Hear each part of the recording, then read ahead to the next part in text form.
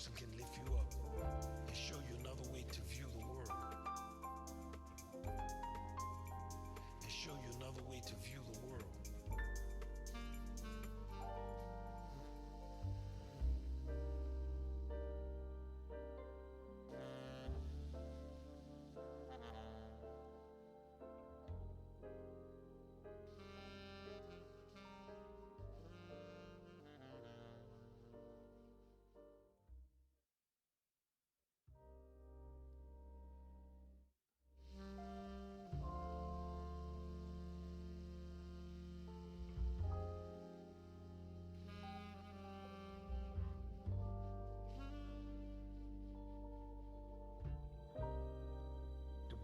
Jazz is that there are so many great people who on any given solo can manifest something you never thought of.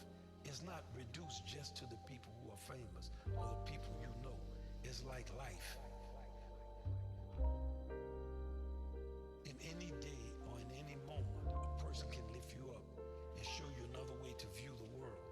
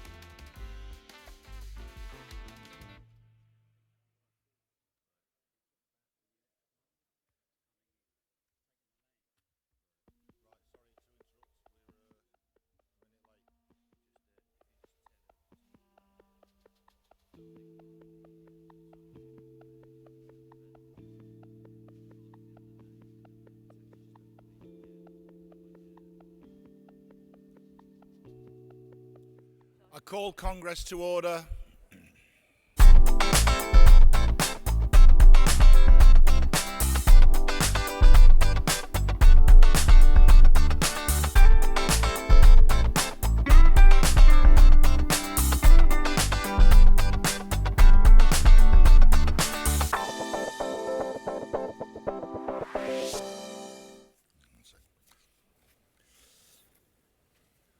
Many thanks again to the Rossignol String Quartet who've been playing for us this afternoon. We will now see another short film celebrating union wins this year, and please let's hear some noise and remember to cheer for the smaller unions as well this time. Off we go.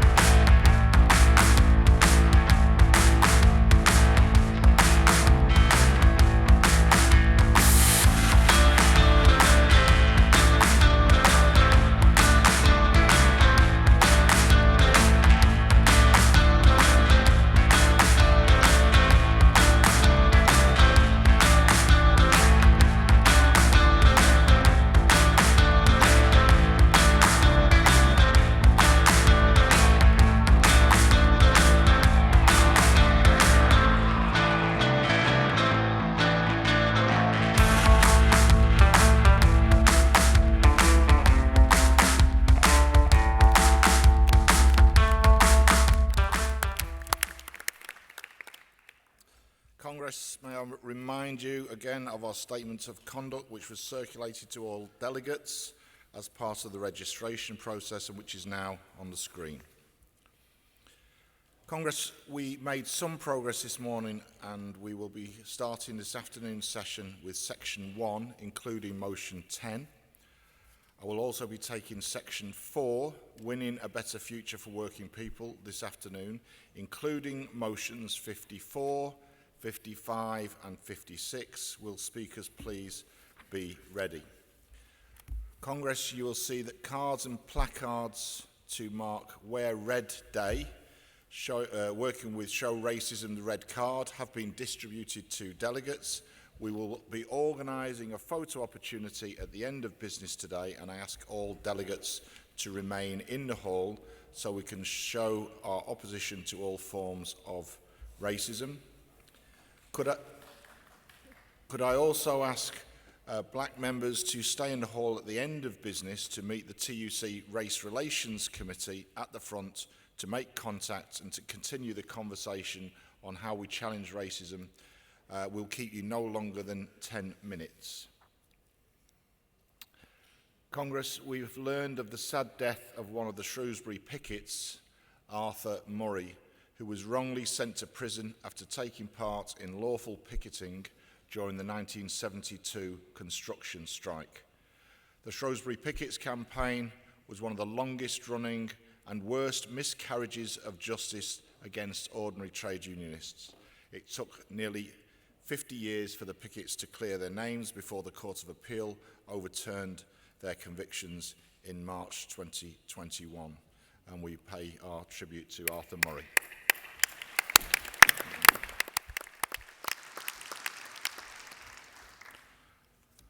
Delegates, I now call paragraph 510 and I call motion 10 on childcare.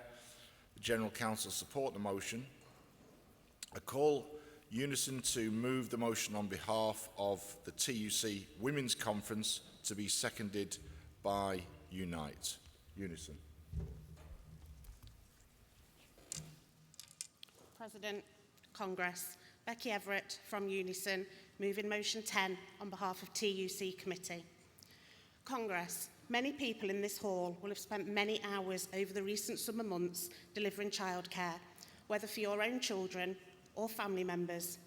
I supported my sister with childcare over the summer holiday, saving her several hundreds of pounds over a 2-week period. And Congress, it's these sorts of costs coming on top of the rising household bills and the cost of school uniforms that are putting working parents, particularly women, in a very difficult position. It's mostly women who end up leaving their jobs, putting their careers on hold, or cutting their hours because childcare is so expensive. Because Congress, the fact of the matter is our childcare system is broken. Costs are through the roof, staff are underpaid and undervalued. But somehow, vast amounts of money is being spent, not on care or wages. The nursery chains are getting bigger, while smaller family and charity providers struggle to keep their doors open. The last Tory government presided over a system that prices people out of having children, limits women's careers, and doesn't value its staff or pay fair wages. They opened the floodgates to big businesses keen to simply make a buck. But Congress, our whole economy and society rely on a functioning childcare system. We cannot leave those precious early years of our children's lives to the market. We cannot sacrifice women's careers so that big financial corporations can make that quick buck. We cannot and will not accept that childcare and early years education is worth only a low wage. So Congress, this is why I am proud that Unison and our sister unions are leading the call for childcare that everyone can afford, with better pay and conditions for staff. Because let's not forget that childcare and early education has a predominantly female workforce. Women do not deserve their jobs to be made second tier, undervalued, unrecognised and underpaid. No wonder the sector is facing a recruitment and retention crisis. Congress, this fight for a better childcare system has to be one of our top priorities, and early years education must be the highest priority. A better childcare system is key to achieving a more equal society where mums can return to work, where their jobs are done by women and paid a decent wage. We cannot close the gender pay gap while our childcare sector remains broken. It is key to a stronger economy because we can increase employment and boost household incomes. And it's essential for our young people who deserve the very, very best start in life. These children are our future teachers, our future nurses, and even our future MPs. But Congress, we know that a broken childcare sector is not the only barrier to a fairer, stronger economy. There are barriers in our workplaces too, which hold women, families, and our economy back. The current system lacks the flexibility that parents and carers need. Insecure work does not support caregiving. Poor maternity leave means many mums cannot afford to take the time off they want and need. Deeply inadequate paternity leave means dads don't get to take the time off with their new families, and contributes to an even deeper inequalities at work. As this motion states, caring must not be a barrier to equal pay, promotion and career development. So Congress, let's pass this motion and make a modern, high-quality, affordable childcare system that supports a flexible approach to parenting and work a campaign priority for our movement. And let's keep in mind what we're aiming for when we vote for this motion. Supporting this motion means supporting a future where no one is priced out of childcare, where mums are not held back by caring responsibilities because their workplace is flexible, where nurseries are flexible too, so that staff working shifts and irregular hours have equal access to those of us on a 9 till 5, where children with special educational needs are no less able to find a childcare place that suits their needs. We're voting for a sector based on quality and affordability, not profits elsewhere, for sufficient public investment and for women's work to be respected, a future where early years staff are valued for their hard work and important skills. So Congress, I urge you to support this motion. I move. Thanks, Dahlia. As Unite come up to second, can I ask NEU and NAS UWT to be prepared to speak? Unite.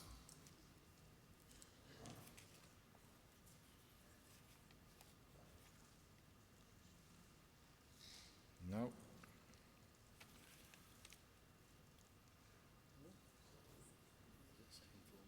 Is there a formal seconder? Thank you. Okay, I'll cut NEU. NAS UWT. Sorry.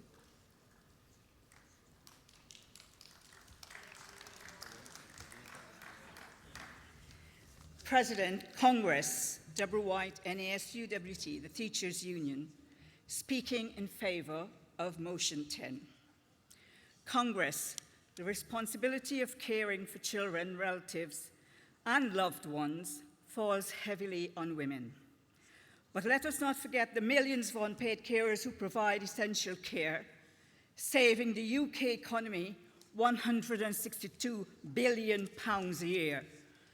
The largest group of these carers, many of them women, are between the ages of 46 and 65 and struggle with work and care responsibilities.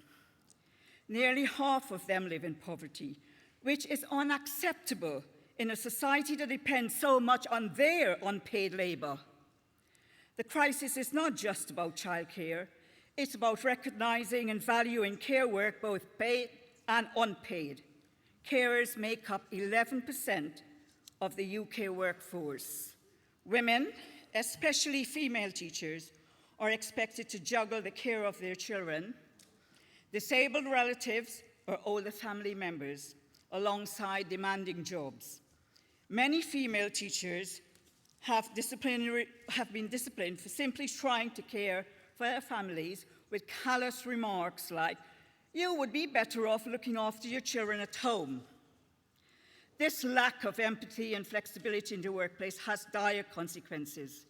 Women are forced to reduce their working hours, turn to zero-hour contracts, or leave their jobs entirely, which only widens the gender pay and pension gap and further isolates them in poverty. Carers, especially unpaid ones, often suffer from stress, burnout, and physical exhaustion. This is compounded by the fact that many do not qualify for basic financial support, like housing benefits or care allowance. Unions must train and support reps to advocate for these carers. Employers should be educated on how to show empathy and flexibility rather than resorting to punitive measures. And the government must take decisive action, invest in social care, make access to services easier, and protect carers financially so they don't lose out on benefits or pensions. Congress, we must campaign not only for free accessible childcare, but for a broader recognition of care work as a universal right and responsibility. The 5 Rs framework offers a roadmap recognize the value of unpaid care, reduce the burden through investment, redistribute care work more equally for future gender equality, reward care workers fairly, represent their interests on the national stage. This is not just an issue of support, it's an issue of dignity, equality, and fairness for all carers, paid and unpaid. Let us stand united in ensuring that caring is never a barrier to career progression, financial stability, or gender equality. Thank you. Call the BDA.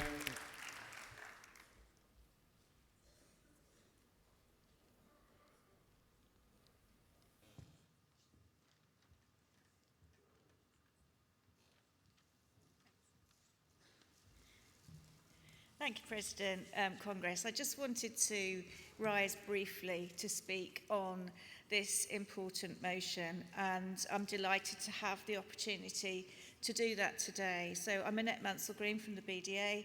I'm also chair of the TUC Women's Conference. I wasn't intending to speak on the motion, but yesterday lunchtime we held an incredible fringe meeting on the subject of care and carers' rights. And we heard from some incredible women, their personal experiences, some of which were very moving, very emotional.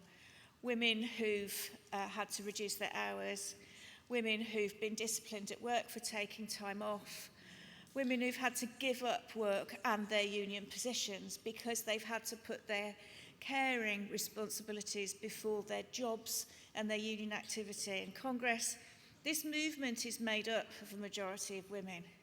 So it's a very, very important issue for all of us. It's an important issue for the economy, it's an important issue for the health of the nation, and it's an important issue for equal pay and equal pensions. It's women who have to do the majority of caring, and we're the ones who have to take time out of our careers. Therefore, our pensions suffer, our career progression suffers. Something desperately needs to be done about it. So the TUC Women's Committee are taking this issue as a priority, and we took it to the UK Women's Council of the Isles last October, where all the TUC Women's Committees come together, and this came out as the top issue, and it came out, as you are seeing today, as the top issue from the TUC Women's Conference in March. So I urge you not just to put your hand up and vote for this, but actually campaign, go back to your workplaces and make sure that sisters have got the rights that they deserve to a life and to care for their loved ones. Thank you. Thank you, Annette. I'm going to move to the vote on motion 10. Can I see all those in favour, please show. Thank you. And those against, please show. Thank you. That carries. Delegates, we now turn to page 58 and paragraph 5.9 of the General Council report. Congress, it's time for us to turn to one of the highlights of Congress, where we celebrate the work of those who bring the benefits of trade unionism to millions of workers each day of the year, our workplace representatives. First, we are going to watch a short film that celebrates their work before the General Secretary presents the winners with their awards.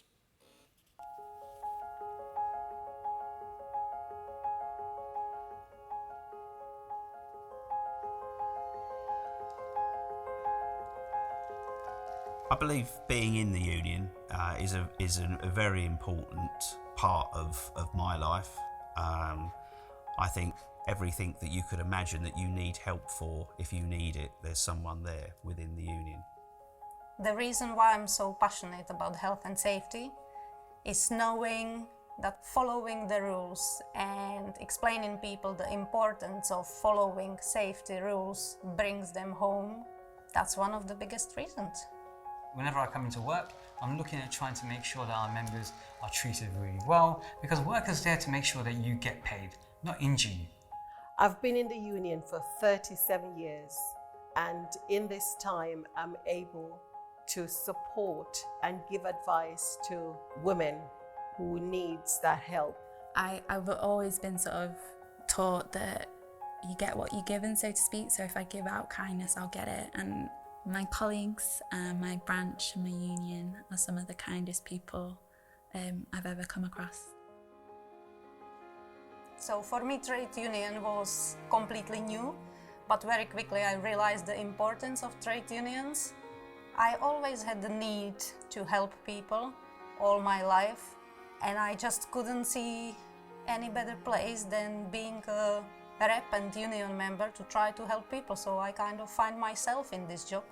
For me, being nice, trying to help someone else, it brings the pleasure from the work. That's why I want to do it. If I can help one person during a whole year, it's such a huge achievement that motivates me to go to work every day. Genuinely, I was very, very passionate about learning, given my own journey in recent years. I love the job that I do. I love the fact that I can go out every day and I can make a difference in people's lives. My eldest daughter suffered with Fragile X syndrome, which is a form of autism. And through Unite the Union and the courses that they offered, I got back into learning again. I felt I wanted to become the learning rep because I felt I had so much that I could give other people, and I saw the benefits of learning and how it can change your life, like it's changed my life and my daughter's life and my family. So I'm fighting for equality for women, that we're recognized in society as one, pay, how we work, and how we progress. Women are subject to a lot of abuse, domestic abuse, and you have to make a stand. I'm very proud because of the support I get from my union, and I use the skills and the knowledge that I've gained from my union to progress and help others. So keep the momentum going, keep fighting, do what you do, because every day you're going to get a different story, and you know that story is the one that we're fighting for, equality. The best thing for me about being a rep is that I fight against many things, many injustices, many elements of oppression, victimization, bullying. That's because I've got a proud heritage. So it was a natural thing for me to do the same thing. I've worked in many workplaces, and there's always been a common theme wherever I've been, which is you're a number. And the reality is, I'm not a number. None of my members are numbers. Without us, there's nothing. We are there to provide a voice to those that can't raise their voice. And that's the thing that I pride myself most on in being a rep, is that I can hold those people to account, shine a mirror to them and say, no, this is not right. And from that, we've seen real change in our workplace environment. Bringing young people into the union and into the trade union is massively important. To just continue what trade unionism is, that education, that knowledge, it needs to be passed on. But to me specifically, it's most important for succession planning to drive change, because succession and change has to come from somewhere. It's not necessarily the generation that are leaving. It should actually be the young people. But I do find that I can sometimes bridge that gap between young people and the older generation. It's okay to have ambition, but you should have ambition but actually have a plan to take this forward and continue it, because a lot of ideas can come and go and they can be brilliant at one stage, but actually how do you continue and it be sustainable?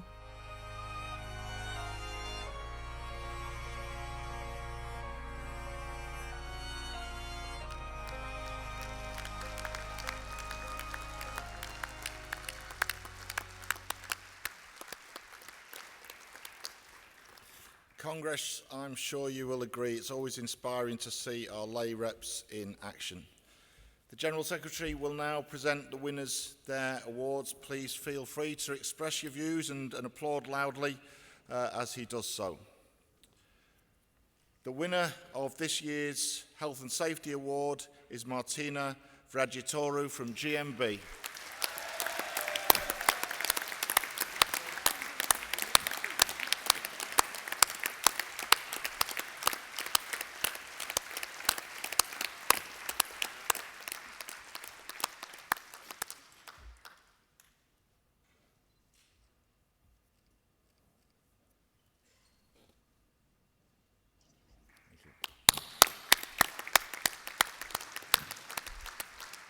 This year's organising award goes to Saeed Hadi Naqvi from Usdaw.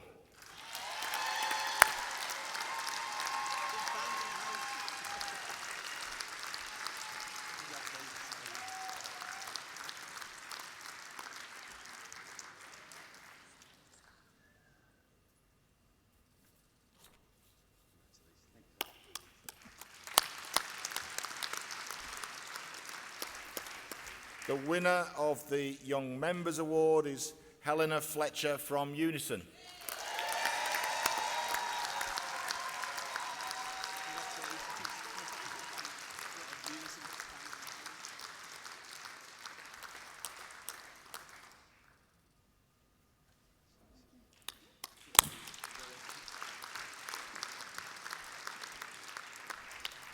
The winner of the ULR Award this year is Darren Hinks from Unite.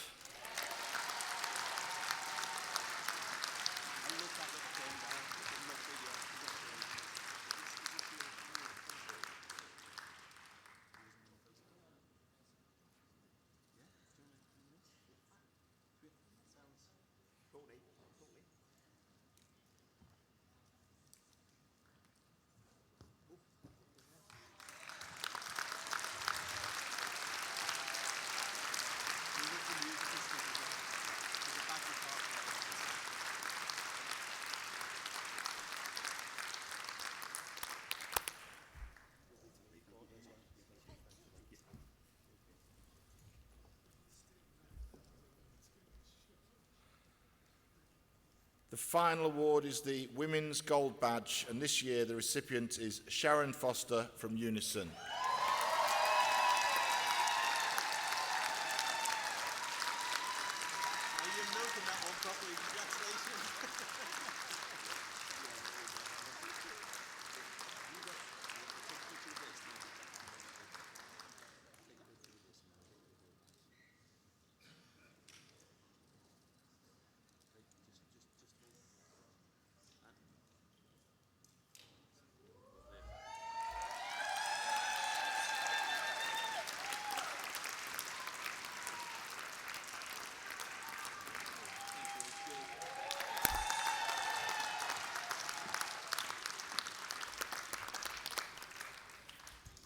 Go on, Congress. Another big round of applause for all of them together.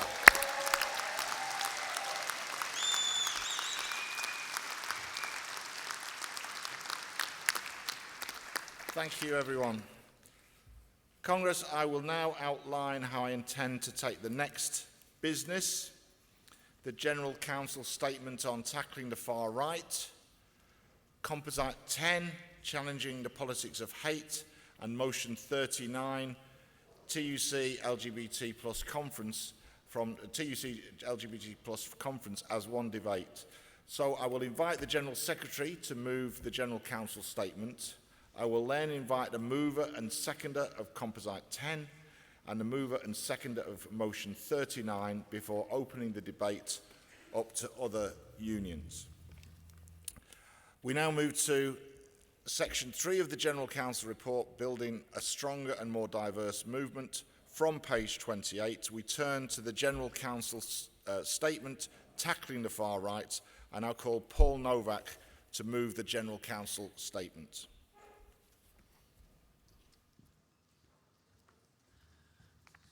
President, Congress, yesterday I spoke about the role of our movement in standing up against the tin pot politicians on the right and their messages of hate and division.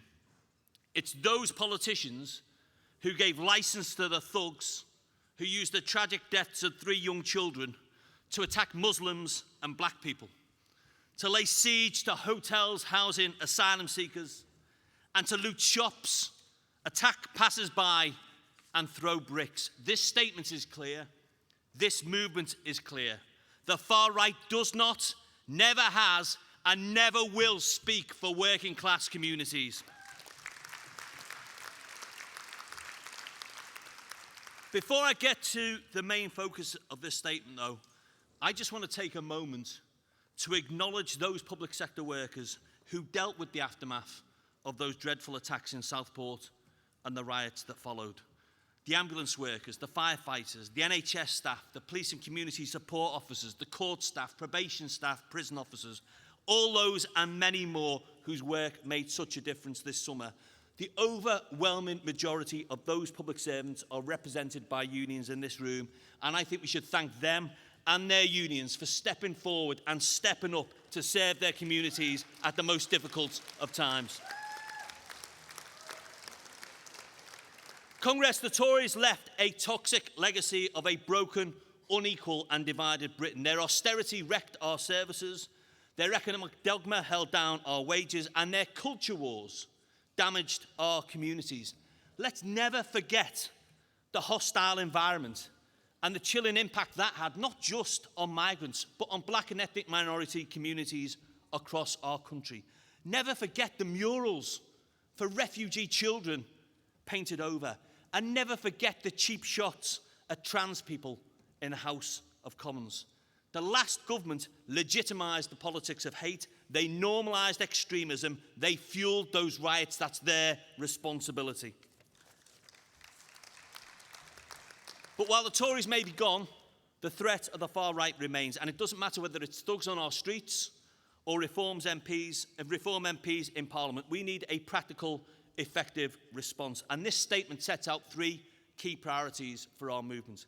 Firstly, let's do the basics and organise against hate in our own workplaces, training our reps to challenge far-right narratives, educating our members, building on the work of the anti-racism task force that Patrick Roach set out yesterday, organising, bargaining and winning for everyone at work.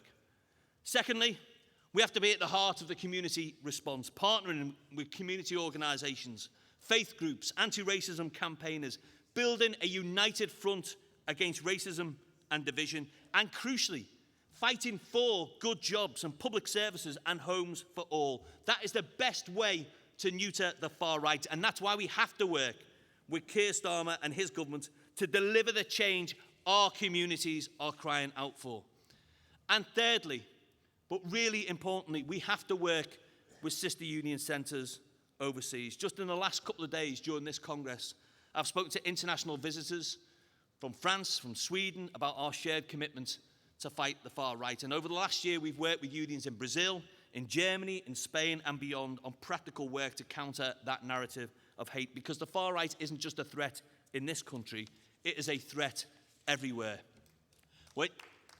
When you have 30% of voters in France back in the far right, when you have the AfD triumphant in the east of Germany, when you have Donald Trump contesting the US presidency, it is clear we need an international response, and a response rooted in our trade union values.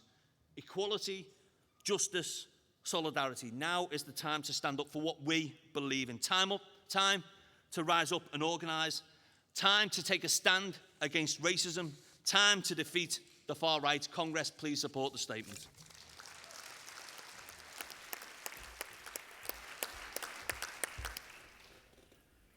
I now call Composite 10, challenging the politics of hate. The General Council support the motion, the composite, to be moved by Unison, seconded by the NEU.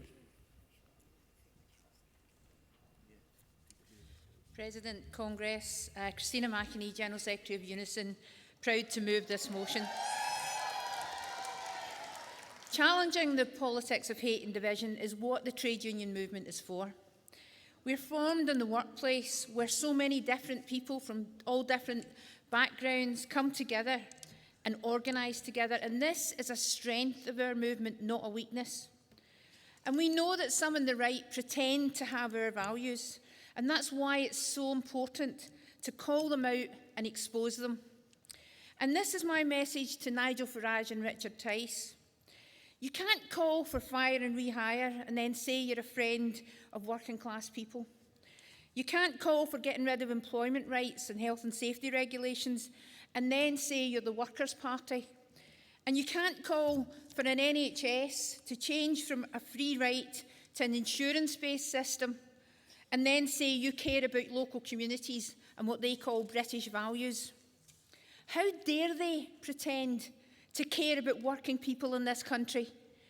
They have a made-up version of the history of this country. Our history includes people who've travelled to find work across this country and between countries. Our history includes the legacy of the slave trade. Our history includes the Windrush generation, those who came then and those who are still coming now to work in our NHS, in our social care and in to provide services across this country. Congress, this motion calls out reform for its divisive politics and for its anti-worker plans. And I'm grateful for the amendment that calls attention to the terrible events we witnessed this summer. And the far right's appalling attempt to exploit the tragedy in Southport was a new low. Unison members, as Paul has said, were among the first responders there, trying to deal with the young victims, their families. They were the staff who knew the children. And instead of being able to focus on this, they also had to deal with mosques being attacked and besieged, Nazi salutes, racist chants, violent language, police officers and ambulance crews attacked, nurses rushing in to provide emergency cover at a hospital, having missiles thrown at them, and scenes of mobs laughing and cheering as they attempted to set fire to buildings with refugee families inside. But we know the vast majority of people in this country have no truck with that. But Reform did get 14% of the vote. That's just over 4 million votes. I don't believe that everyone who voted Reform is racist. I know Unison will have had members who voted Reform. I doubt there's a union in this hall that didn't have members who voted Reform when you look at the size of their vote. And we as a movement have a responsibility to expose the lies and the myths created by Reform. They have nothing to offer working people in this country. They have no policies for creating well-paying, decent jobs. They have no New Deal for working people. They have no interest in improving opportunities for deprived communities or fighting for decent public services. They only want to blame the other, to scapegoat communities they see as different. This is a party led by a man whose hero is Donald Trump. Need I say more? They have no serious policies. Even on the issue they say matters most to them, on immigration, Richard Tice talks about that the country should have a one-in, one-out policy. I mean, he sounds more like a bouncer in a dodgy nightclub than a serious politician. But they're not a joke. Sadly, they're part of that far-right resurgence that Paul talked about, that we're seeing across Europe and other parts of the world. And we do need to work together as a movement through the TUC to provide our members with a different narrative, with an alternative. And as Paul said, it's never been more important to work with our international brothers and sisters and trade union movements across the world. We do need to work with the Labour government to deliver genuine change that makes life better for ordinary people. We need the government to provide that hope and tangible benefits to communities that still feel ignored, left behind and forgotten. What happened in Southport and across many cities over the summer showed what a difficult job that will be. But the images that will stay longest with me are the huge groups of trade unionists, of religious groups, of community groups, of ordinary people up and down the country coming together to stand up to the far right and say, we will not tolerate this in our country. They were there cleaning up the streets the morning after the riots, rebuilding fences, walls and buildings that had been torn down to be used as missiles. People were coming out, giving food to each other and giving support to each other. And that is what we, as the Labour movement and the trade union movement, need to harness and build on. And we will do it, Congress, we will do it together as a movement. Thank you.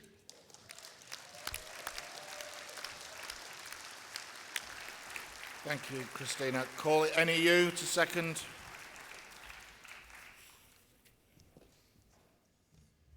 President Congress, Children returned to school this week, many of them still trying to comprehend the terrifying racist and Islamophobic violence that manifested in their communities this summer.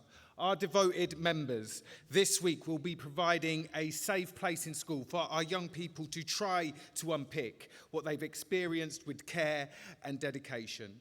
The violence that they witnessed was not fueled by what some like to wrongly label legitimate concerns, but fueled by the unfettered voices of Tommy Robinson and other far-right agitators across social media. It was fueled by Reform's Nigel Farage, a millionaire city boy spiv who has made a career from dog whistle politics, demonising the most vulnerable in our society. A Tommy Robinson in tweed, with the same politics, just window dressed on Savile Row. And as we all know, these riots were decades in the making, made off the back of tabloid newspapers who have made their profits from stoking up anti-Muslim hatred and demonising LGBT communities. Decades in the making by those politicians who have targeted refugees and migrants in the maintenance of their own political power. Over a decade in the making by a Tory government that has chipped away at the social fabric of our society through their cuts, their austerity, their decimation of our communities, leaving pools of bitterness that have allowed racism to fester. Congress, what happened this summer must be a watershed moment for change. So my message to the new government is this: don't tail end the anti-migrant rhetoric of reform. Articulate a positive vision for Britain, that refugees are welcome here, that migrants make our NHS, that it is the diversity of Britain that makes it a great place to live. But more than that, to stop reform, there must be investment, there must be renewal. People's lives must improve. We don't need the Prime Minister managing the aspirations of working people. There must be a break with the economic consensus that extracts wealth from our communities to line the pockets of the wealthy, because the stakes are so high. Yesterday, Tommy Robinson announced that he will march again on the 26th of October, and we know when he marches, racism in our schools, workplaces and communities follows. And whilst we know that the growing racial tension in our society can mean growing racial tensions in our workplaces, making trade unionism more difficult, it is only our movement that can turn the tide against the far right in Britain. Because this movement stands in the history of Cable Street. I lead a union that stands in the history of our member Blair Peach, a teacher killed by the police whilst confronting the National Front. So let's all get involved in Stand Up to Racism. Let's build the anti-racist campaigns in your community, and let's make sure that there are more Walthamstows, more Newcastles, and let's turn the tide as a collective, because fighting the far right is a trade union issue. We need homes, we need jobs, we need services. We oppose racism, we oppose anti-Semitism, we oppose Islamophobia. We are black and we are white and we are united. So let's mobilise the anti-racist majority. Let's make sure your union banner is out. Mobilise your members. Get your general secretary out on the streets opposing the politics of hate on the 26th of October. Because this fight is real. This fight is now. And Congress, this fight must be won.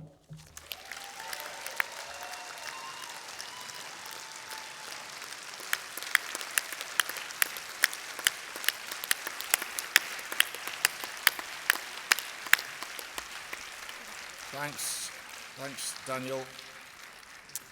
I now call paragraph 511, and I call motion 39, Fighting the Far-Right Narrative, Hate Crimes and Hate Speech to Defend LGBT plus Rights. The General Council support the motion. I call on NASUWT to move the motion on behalf of the TUC LGBT plus conference.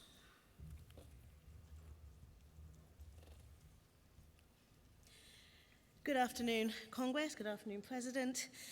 Michelle Codrington-Rogers, NASUWT, the Teachers Union, and proud to move motion 39 on behalf of the TUC LGBT Committee. Congress. Imagine my favourite classroom with a wall of gay at the back, celebrating the LGBT icons and activists from across the world, plus a ginormous progressive flag on the wall. First lesson back in July, a student asked me, "Miss, why is that still up?" To which my answer was, "Pride is every month." The student then proceeds to discuss, why do we need to see it in school? And my answer was, because students need to feel safe. And they feel safe with me in my classroom. At this point, the rest of the class became observers. They weren't participants. The student then states, we shouldn't be supporting trans people because it's a mental illness. Now for me, that was a trigger, and I had to hold on very closely to my professionalism. I came out to my class of pupils and explained why everyone deserves to feel safe and belong, and that applies to all of us, especially our trans and non-binary siblings. Thank you. I addressed the class as a whole and apologised and said if anyone feels unsafe for any reason, I'm here to talk to, and we moved on. This is how the toxic discourse that is happening out in wider society has become a school problem. And most importantly, that's why it's become an us problem. I'm proud of the work that I and my colleagues do, who continue to fight back and show our children that they can be safe in schools, irrespective of the rhetoric that was repeated continuously by the previous government. Schools, our workplaces, are a microcosm of wider society, and what happens out there is concentrated in here. The anti-trans narrative is embodied by so-called influencers, and they are targeting our children first. Language such as simp, soy boy, alpha, beta are just some of the words that we hear in playgrounds and classrooms in primary, secondary, SEND, independent, and sixth form. The spaces where we can counter are being reduced as schools are being targeted by extremists who have stacks of resources and funding from faceless, concerned members of the public masquerading as parents or hiding behind parents and pulling their strings. Their goal is to get a test case for litigation. We are in the centre of a mental health crisis, and that's not just for our schools, where it is acute, but it's also within the LGBT community. When politicians define gender in throwaway comments or well-known faces write about the gay agenda, the community pays the price. But we aren't alone. It's a Sin, Elliot Page, young adult authors of publishing books like Heartstopper and Four Eids and a Funeral. Queer lit is becoming mainstream. We're seeing drag story time. And in streaming services, we are seeing representations of queer couples, such as Destiel in SPN. Some of you know, not all of you. Like sex education, where there is a centering of young people's voices as they struggle to find their identities, we are seeing LGBT characters with agency and they're being well developed. And this is why this motion is so crucial. It gives unions the tools to stand up and stand out for members, to be allies and colleagues, and to stand for our friends and family. The mainstreaming of the fight back against homophobia, bioerasure, transphobia, and all these fissures are showing that we can stand the divisions that are being exploited. And it's by us standing proud and all together, which is why this motion is so crucial. But one piece of advice I would give is to please always listen to your members. Find ways to invest in your LGBT colleagues and ask that question, do they have to be out to be able to access the strength of their union? I'm proud in NASUWT that we have taken action where our members don't have to come out to be able to represent us at our own conferences and events, as well as conferences and events for TUC. So support your members and support the motion. And I've got 10 seconds, I'm going to say this really quickly, and I'm going to finish where I started. That week, we watched Hamilton and sang at Pride Club, Joy was our antidote. Please support the motion.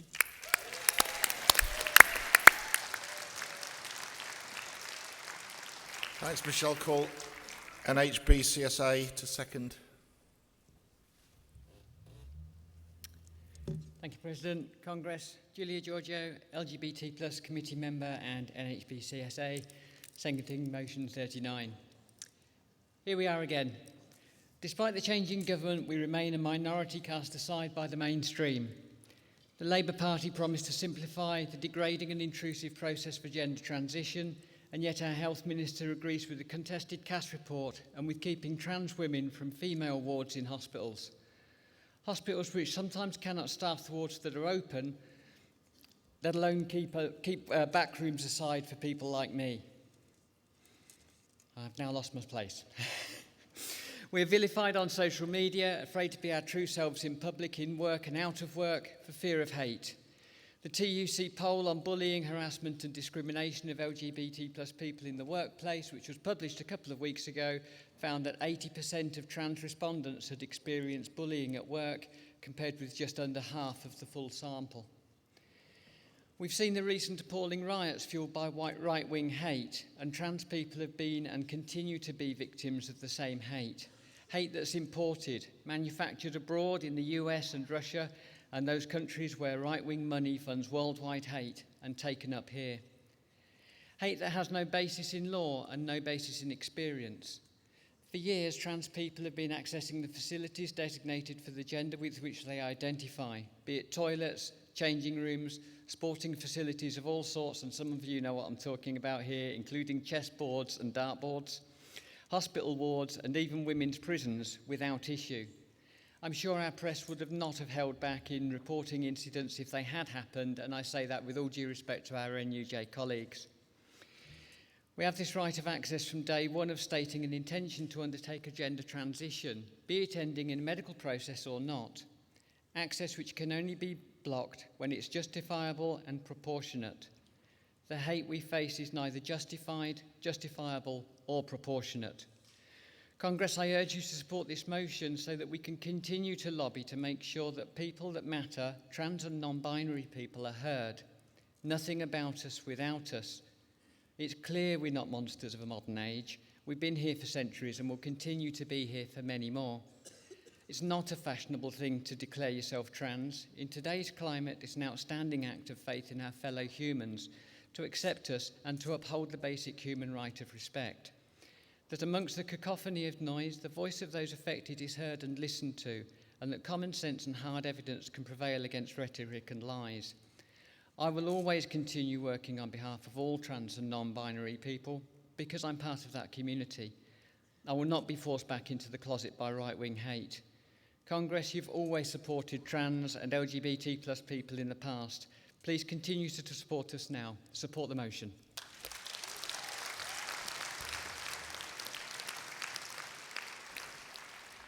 Right, Dallas, could I have Equity next when Unite and GMB ready to speak, please?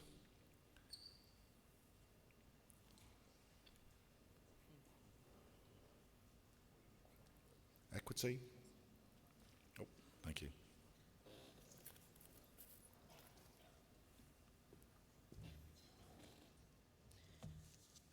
Giovanni Bien, Equity, supporting the motion.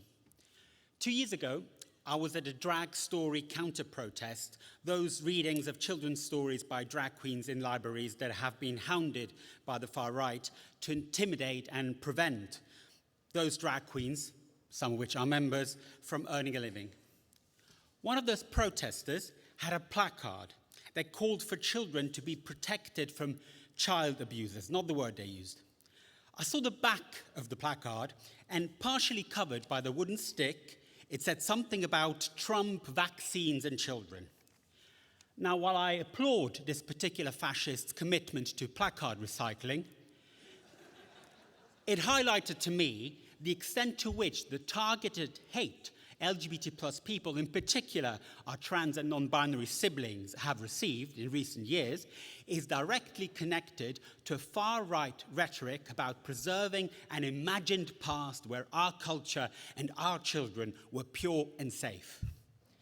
I know there are plenty of people in this hall who remember this very same rhetoric being deployed against gay men not that long ago. Now, let me tell you how much of a threat trans people are. 40% of trans people experience hate crimes because of their gender identity. 1 in 8 have been attacked physically at work. They are twice as likely to be unemployed. 30% never even enter the labor market. Trans people are over 4 times more likely to experience rape and sexual assault. 321 trans people were murdered across the world last year, most of which trans women.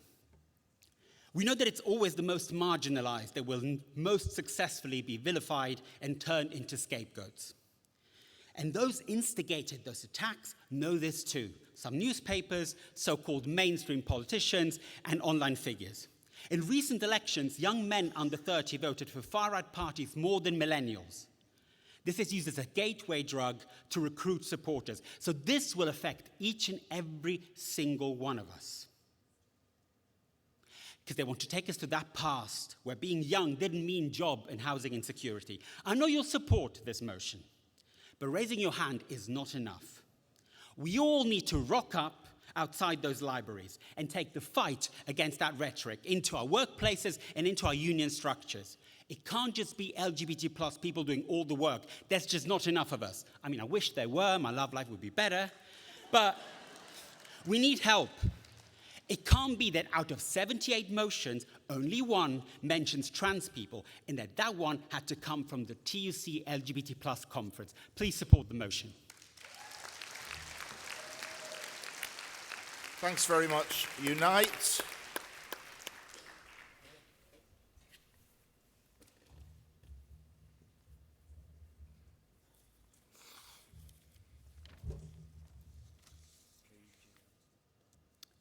Conference. Chair. Maggie Ryan speaking in support of this motion from Unite the Union. Congress, the poison of homophobia and transphobia is allowed to run rampant on social media. Hate figures like Andrew Tate are allowed a completely unrestricted platform to pour their poison and malice into the minds of millions of young men and boys. As this motion recognises, even when the rhetoric of these hate figures isn't a direct attack, it is always a gateway, pushing myths, stereotypes and conspiracies. These gateway narratives, bordering on hate speech, insipidly drag people further and further towards a far-right agenda. At the same time that these online hate narratives are targeting young people, we still have a Conservative Party, down but not gone, who see the culture wars as their route back from the political grave. All of this combines to make hate narratives, particularly targeting LGBT plus people, entirely normalised and in the mainstream. Congress, this is the background which has resulted in a staggering 462% increase in sexual orientation hate crimes in this country since 2012. I'll say it again, 462%. Congress, it is our responsibility as a movement to take on these hateful narratives. No one else can do it. Not the media moguls, tech billionaires or social media influencers who profit from hate. Not our politicians who try and channel hate into votes. Only us. Congress, we must not fail our LGBT plus comrades. Please support this motion.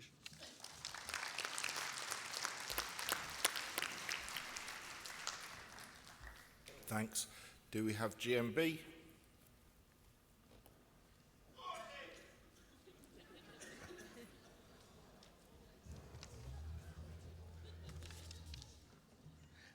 Dean Ismay, GMB, supporting motion 39. My pronouns are he, him. President, Congress, comrades. I'm a member of the LGBT plus committee and I'm an out and proud queer man. We have had a long summer of hate. Hateful ideas, posturing and threats and that we thought we had consigned to the past have resurfaced. Terrible ideas have been given cloaks of respectability and vitriol has been spread across social media. Congress, we know that the Labour movement stands for hope. As a movement, we believe in equality, regardless of who you are attracted to, your gender, or the colour of your skin. Our movement is against despair and hatred. We recognise that love knows no limits, and that the celebration of differences makes us all stronger and all of our lives richer. The resurgence of the far right and the targeting of the difference needs to be challenged whenever and wherever it arises its ugly face. We must stand with our trans and non-binary siblings. A fascist attack on one of us is a fascist attack on all of us.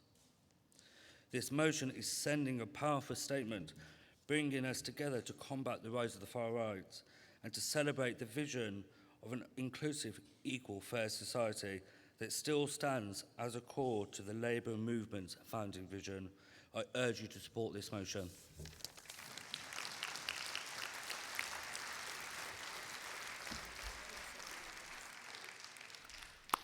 I've got a speaker from Unison.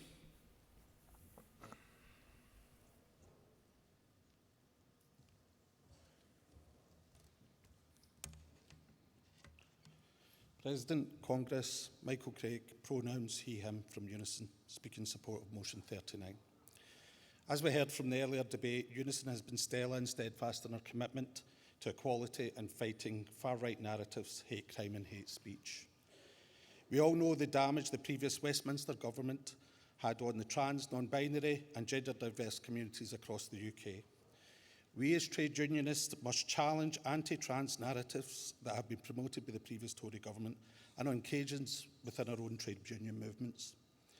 In this year, which we are celebrating as the year of the LGBT plus workers and on the 50th anniversary of the establishment of Now Gay, one of the first lesbian and gay trade union groups, I just wanted to highlight some of the ways we have been working to challenge this narrative. I'd like to toast my Unison LGBT plus committee, particularly our trans, non-binary and gender diverse caucus, who have been at the forefront of our incredibly successful trans equality campaign, which we launched in 2022. Since we have launched this campaign, there has been over 400 new trans and non-binary gender diverse activists that have joined our network and becoming active across our union. We have also developed a Trans Ally training course in which trans, non-binary and gender diverse members will conduct training with an ally. So far, we have trained over 6,000 Unison members on how to be a good trans ally, and we just can't keep up with the demand. Well done. To help with this, we have trained over 80 trans members on how to deliver this training to their regions and branches, and we are going from strength to strength. This has allowed a space for members to ask open questions and know how to challenge transphobia. And of course, a key part of fighting the far-right narrative is to make sure our workplaces are inclusive as possible, with robust policies in place. More and more employers are keen to work with Unison on their inclusion policies, in particular our trans equality model policy, and it has now been adopted by over 70 employers. Education is one of the key activities to stopping far-right narratives. This thinly veiled transphobic narrative has now been broadcast as mainstream, reiterated by much of the media and by some of our own colleagues and members. It is through educating and dispelling the myths and twisted facts that we can equip our members to fight these attacks and some of our most vulnerable and attacked of our colleagues and members. Congress, this is an important motion. Please support. Thank you. Thanks, Delia. Call the EIS.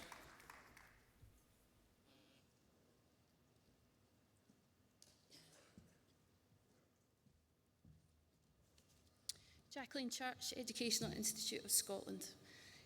As an educator, trade unionist and human being, it is vital that I support this motion on behalf of the EIS.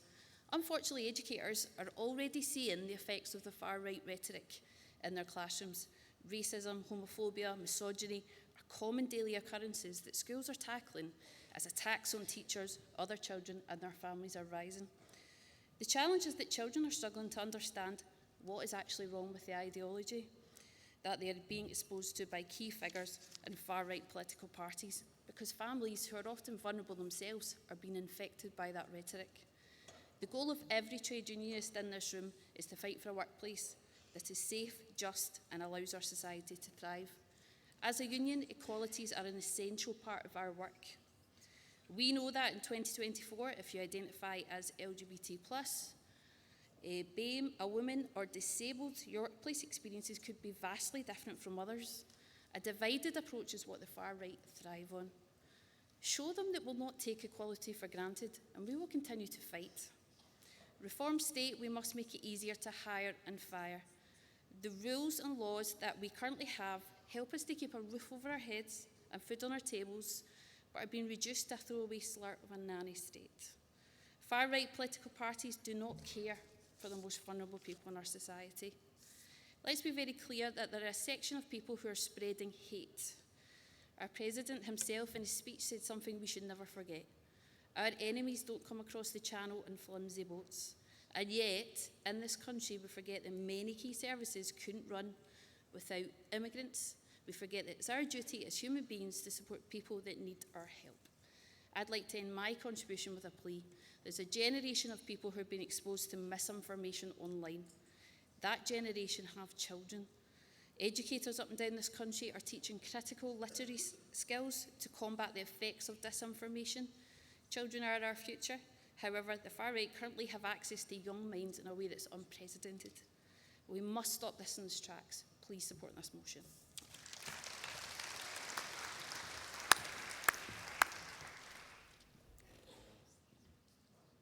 Okay, and finally I call CSP, please.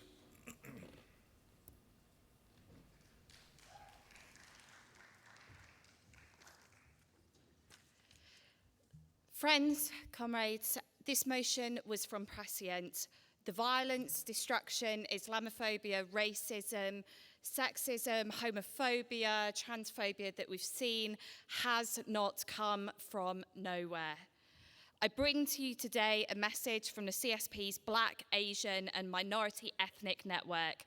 Following the riots, they told our members that the violence fueled by misinformation and hatred brought to the forefront issues that minoritized communities have endured for far too long and have been fighting for years.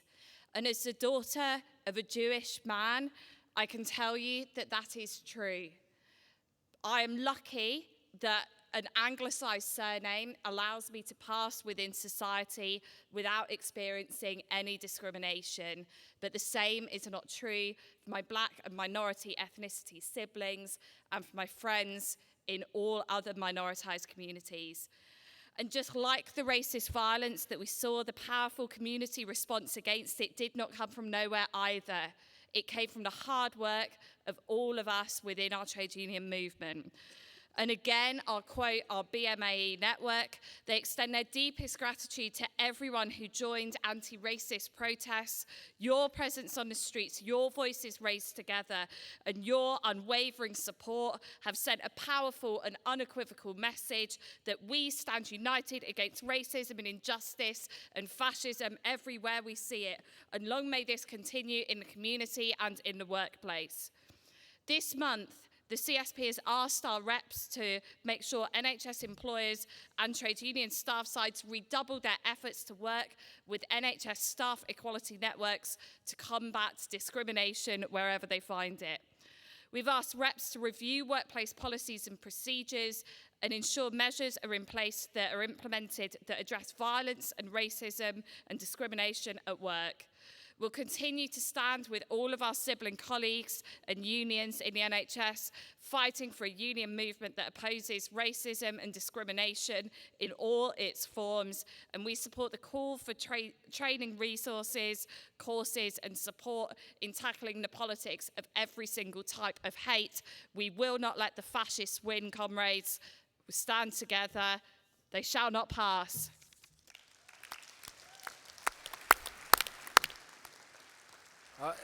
Congress, if I can just explain the procedural point, because we've taken Composite 10 in the same debate as Motion 39, as I explained, along with the General Council statement, they're one debate Delegations can't speak more than once in the single debate. So the only remaining speaker we have is PCS, please.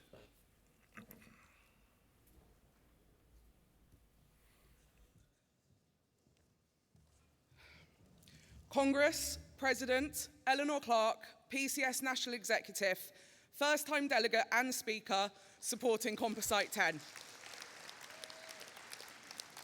I'm sure all delegates here share my horror at the events of the last few weeks.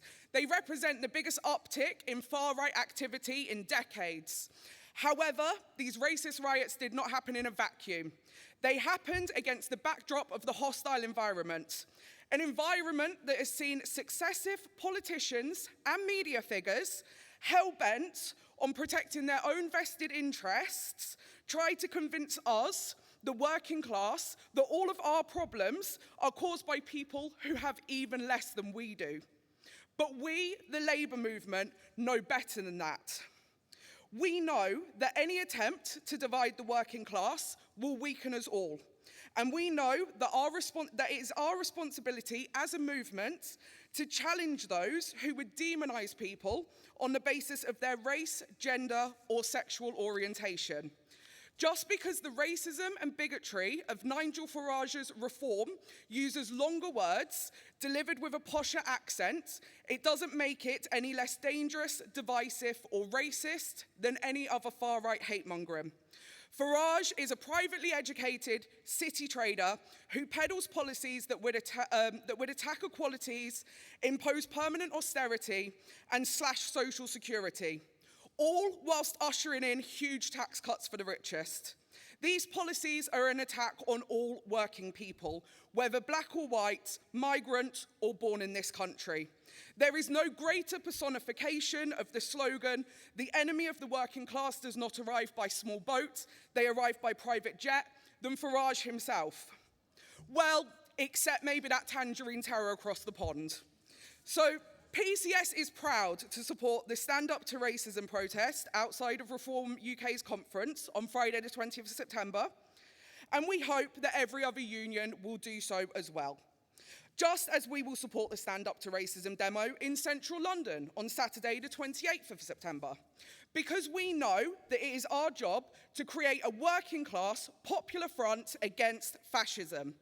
We must show that there are many, many more of us than there are of them, and that they do not speak for the majority of working class people. But we know the only force on earth capable of beating back fascist and racist ideas is the organised labour movement under our own banners.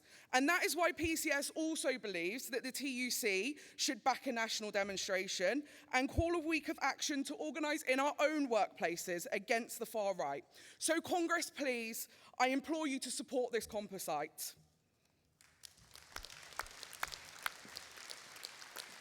Thank you, Delegate, and thanks to everyone who spoke in that important debate. I will now move to the vote, firstly on the General Council statement. Will all those in favour please show? Thank you. Will those against please show? Thank you, that carries. I now move to the vote on Composite 10. Will all those in favour please show? Thank you. Will all those against please show?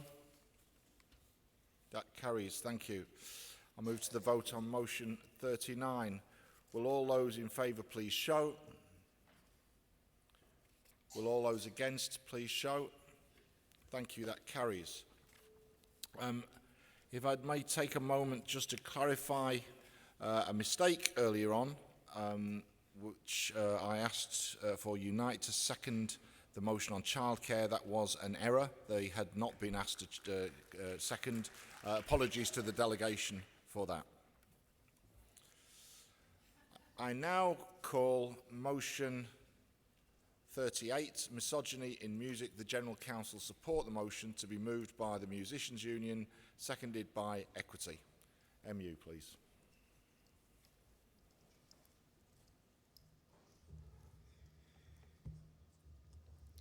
Good afternoon, Congress. Alice Anglis, Musicians Union, a drummer in a West End theatre and first-time delegate, first-time speaker. I'm here today to move Motion 38 regarding the Misogyny in Music report published by the Women and Equality Select Committee this year. The original inquiry was part of the committee's work into preventing violence against women and girls and set out its aims as being to examine what misogynistic attitudes exist in the industry and why, and to uncover how these attitudes can filter through to society, impacting attitudes towards and treatment of women and girls, including at live music events. The inquiry reviewed evidence from people working across all areas of the music industry, including academics, industry bodies, festival representatives, record label executives, artists, government ministers, and the Musicians' Union. The committee issued a second call for evidence specifically on the use of non-disclosure agreements in the music sector, as it was becoming clear that these were being used alarmingly often to silence women and girls who had suffered sexual abuse or harassment in the industry. We often earnestly believe that if we can just get enough evidence of a problem, action will surely follow. Sadly, we are not short of evidence of misogyny and sexism in any area in this country. Where is that action? Already this week, we have heard examples from other unions of gender inequality, workplace issues that disproportionately affect women, and a terrifying surge in violence against women and girls. The Misogyny in Music inquiry considered evidence on a wide range of topics, such as challenges faced by women around equal pay in a sector where self-employment is prevalent, problematic access to career opportunities, and unwelcoming, discriminating, and abusive spaces, unethical practices around weight and appearance, and challenges around parenting not being supported by the sector. Consequently, the report made 34 recommendations to improve the health, safety, opportunities, productivity, and equal treatment of women working in the sector, including to amend the Equality Act 2010 to give freelance workers the same protections from discrimination as employees, to improve protections for people facing intersectional inequality by bringing into force Section 14 of this Act, to require that studios, music venues, security staff working at them, and artist managers must all be licensed, and to prohibit the use of non-disclosure and other forms of confidentiality agreements in cases involving sexual abuse, sexual harassment, bullying, or discrimination relating to a protected characteristic. The final report was published on the 30th of January, but on the 19th of April, the Tory government response refused to implement a single one of the 34 recommendations included within this report. Musicians' Union research in 2019 found that 47% of our members have been harassed by a third party, such as an audience member or a fan, and implementing stronger protections against this was a proposal the government had initially supported, but then rejected last year when they decided to water down the Worker Protection Bill. In January this year, when it was recommended again, did the government listen? Shared parental leave for self-employed workers is a policy that is cost neutral and would help families where both parents are freelancers with equal caring roles. Did the government listen? Non-disclosure agreements are being used to protect perpetrators, and survivors of sexual abuse, harassment, and misconduct are having their own careers impacted as a result. Did the government listen? They told us to whistle for it, and Congress, if there's anyone in this room who can whistle a good tune, it's us. So that brings us to our motion today. Our industry remains male-dominated and beset with unequal working practices. Many of those working within it are self-employed, working on precarious contracts, which often involve antisocial hours, without the same protections as those working for companies. Self-employed musician mothers are often unable to take maternity leave of any significant length, and childcare costs, as we've heard, are exorbitant. The sexualized reception and constant scrutiny in media and social media endured by women within the music industry is exhausting, threatening, and degrading. The widespread sexual abuse and harassment which so many women are subjected to is a shameful, open secret. The Misogyny in Music report is an urgent call for change. The Musicians' Union have been lobbying for these improvements for many years. Earlier today, Keir Starmer promised stronger legislation because tackling this problem is a priority for his government. If that is the case, we urge him and his new Labour government to implement the recommendations from the report in full. Congress, I move. Thank you. Thank you, Call Equity.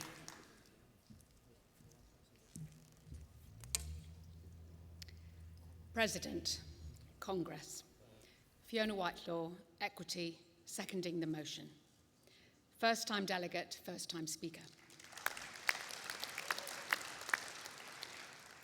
Misogyny will persist in our society and in our workplace until structural change is made. This is an issue of particular relevance to our members due to the circumstances in our workplaces that make us especially vulnerable. Research by Bectu in 2020 found that of 200 creative industries workers surveyed, 92% had experienced or witnessed sexual harassment at work. Female variety performers in clubs, venues, and outdoor performances face harassment, inadequate or non-existent changing facilities, and an environment that is demeaning and undignified. Women performers are harried at stage doors, sometimes followed down the street, and in extreme cases stalked online and in person. Power dynamics are often a doorway to misogyny, where producers who are predominantly male are able to intimidate and bully performers, including threats to ruin careers and block ongoing opportunities. In film, this can include being asked to a hotel room audition, being asked to be naked on self-tape, pressurised into performing acts that make them feel uncomfortable. For too long, women have been asked to find their own solutions, plan for their own safety at work, risk assess journeys to and from work. This needs to end. Our society and creative industries need this WESC report to be enacted. We do not want this to be yet another government report that makes solid, workable recommendations and is shelved to gather dust while the status quo is upheld. The government has introduced a duty on employers to take reasonable steps to prevent harassment of their workers. However, this doesn't go nearly far enough. Employers need to put anti-harassment policies and procedures in place with guarantees that they will follow through and discipline and sack perpetrators of misogynistic behaviour. Women need to know it is worth them reporting incidents, that they will be listened to and action will be taken.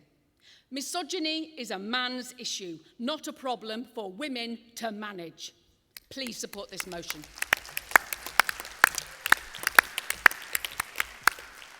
Thank you. Do I have Prospect? Please, thank you.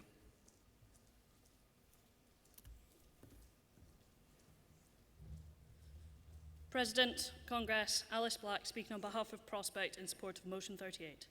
Prospect represents many workers in the music industry in non-performance roles who are organised by our Bectu sector. For far too long, women, whether they're artists or backstage workers, have faced discrimination, harassment and systemic inequality. The publication of the Women and Equalities Committee Misogyny and Music Report exposed the deeply ingrained sexual harassment, abuse and discrimination that women face in this industry. Bectu's own research from our recent sexual harassment survey found that 92% of respondents had personally witnessed or experienced bullying and harassment on grounds of their sex and gender in the workplace. Just 24% of freelancers feel confident about how to report an incident of sexual harassment at work, and 62% did not report an incident because they were worried it would negatively impact their career. Prospects recently launched a new sexual harassment support service for members with a helpline where members can get advice from specially trained staff. Already, we've seen a high proportion of calls from our members in Bectu sector in the creative industries. Women working in backstage roles, sound engineers, stage managers, lighting technicians and tour managers must not only contend with harassment and sexism, but also the undermining of their skills and authority, often being viewed as outsiders in technical roles. These challenges are even more pronounced for women from the global majority and disabled women who face both misogyny and additional layers of prejudice. They are further marginalised in an industry that relies on their labour but undervalues their contributions. This toxic culture takes a heavy toll, not only on mental health but on careers. It drives talented women out of the industry, limits opportunities and perpetuates inequality across all levels of the music industry. This is why the creation of the Creative Industries Independent Standards Authority is so vital for the industry. This motion calls upon us to push for the implementation of the Women and Equalities Committee recommendations in full. It's about creating safer workplaces and ensuring that no one in the music industry, whether on stage or behind it, has to endure discrimination, harassment or abuse. By standing together, we can dismantle the misogyny that holds our industry back, and ensure that all workers, whether in the spotlight or behind it, are treated with the respect and dignity that they deserve. Please support this motion. Thank you.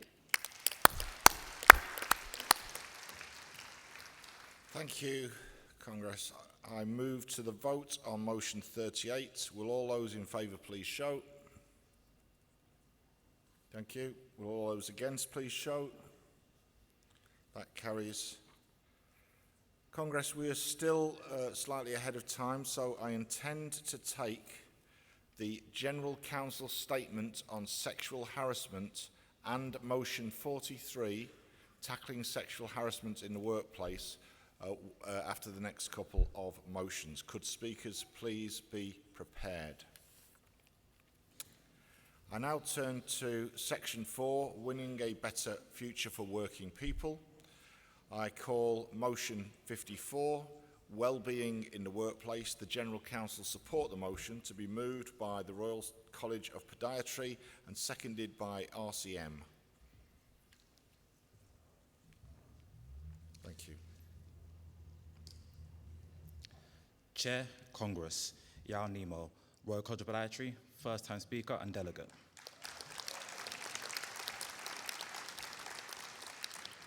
Stress, staff shortages, increased workload. These factors combined are having a detrimental effect on the well-being of our NHS staff.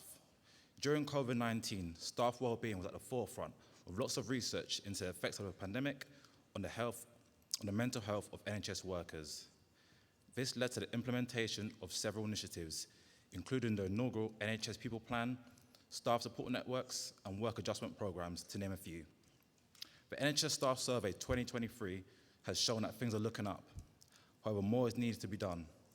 54% of staff reported going into work despite not feeling well enough to perform their duties.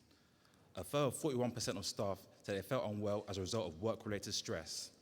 Stress, anxiety, and depression are now the main causes of staff sicknesses. This accounted for 28.6% of sickness absence in April 2024 and led to an equivalent of over 500,000 working days being lost. Beyond workers' mental health, this impacts job satisfaction, retention rates, and service delivery. Sadly, this is not unique to the NHS. During motion 44, our colleagues discussed mental health issues within teaching and performing arts. Many private sector workers also face increasing absences due to stress, depression, and anxiety, as highlighted in recent publications.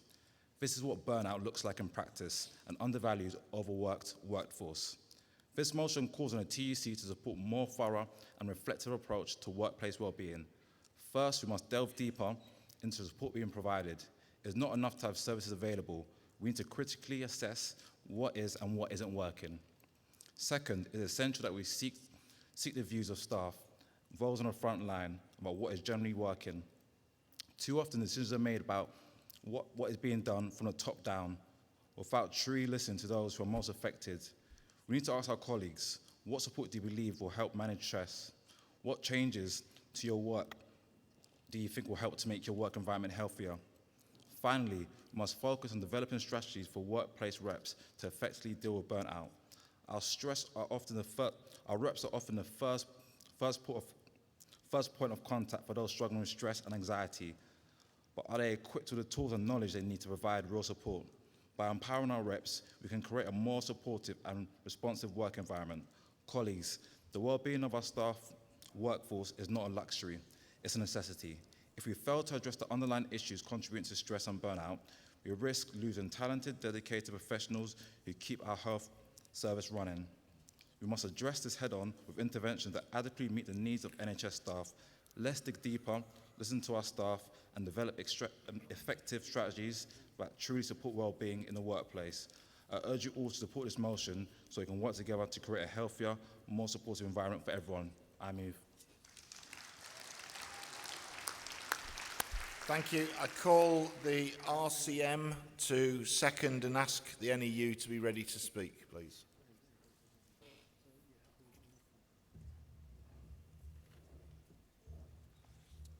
Good afternoon, President, Congress, Josephine Oamen, RCM, Royal College of Midwives, first-time delegate, first-time speaker, supporting motion 54.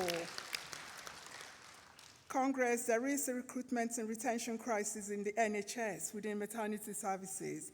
This means our members are regularly working above their contracted hours, often unpaid. These staffing shortages and the increased complexity of care also means that many members aren't getting the time to take their breaks. Frequently working like this impacts their health, safety and well-being and can lead to burnout. Congress, last year, NHS survey showed that burnout and work-related stress are still major factors impacting the healthcare, the health and safety and well-being of staff. 41.71% of staff said they have felt unwell as a result of work-related stress, and 30.38% said they felt burnout because of their work. Health and safety rep plays an important role in helping to improve the well-being of staff and preventing burnout. They are trained to recognize the contributory factors of work-related stress and use stress risk assessments to identify, manage, and mitigate stress in the workplace. Health and safety reps advocate for better working environments and conditions, including safe staffing levels, encouraging staff to take breaks and arguing for better breaks area for staff. They often have a wealth of information about available mental health resources, guiding staff to employee assistance programs or counseling services or mental health first aiders. Having a good health and safety reps encourages a culture where staff feel safe to voice their concern about stress and burnout with fear of reprisals. This level of communication can often allow for timely intervention to stop issues from escalating. Health and safety reps are key in campaigning for improvements for a better work-life balance, such as better access to flexible working and adequate rest period between shifts and on-calls. Health and safety reps can influence broader organizational change, such as improving staffing policies. They are instrumental in creating a working environment that prioritizes staff well-being, reduces stress, and mitigates the risk of burnout. This also improves the quality and safety of services to the families that midwives and MSW care for. As a health and safety rep myself, please support this motion, Congress. Thank you. Thank you. Can I call it any you to speak?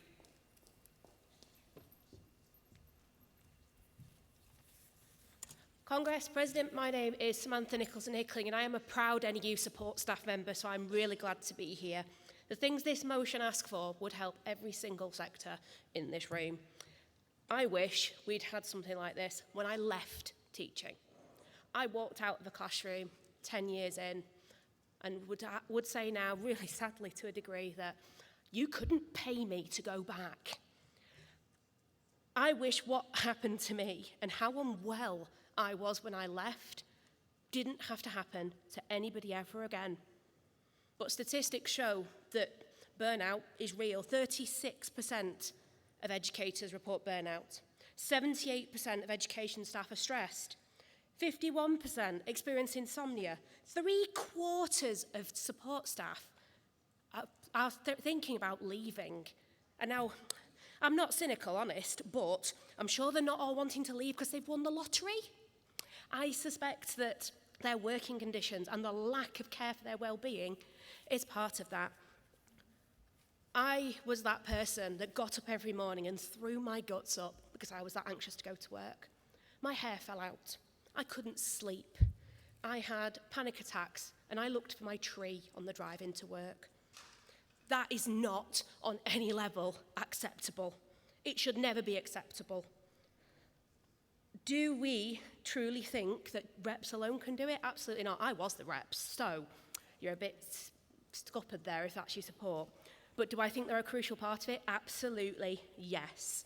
The things this motion asks for would benefit all our workplaces, and it would start to maybe stem the flow of people leaving our important professions, our NHS, our doctors, our nurses, our teachers, our support staff. If we don't do something about them leaving, and which, by the way, we lost 8.8% of our teachers in the 22-23 academic year, 40,000 teachers left the classroom. and I was one of them. Do we want well-being to improve? Well, yes, I really hope we do, because we can't afford to keep losing all these valuable staff in all these industries. But to do that, we all have to work together.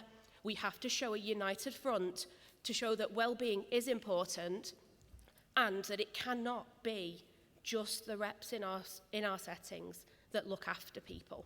Our employers are the people that are responsible for our well-being.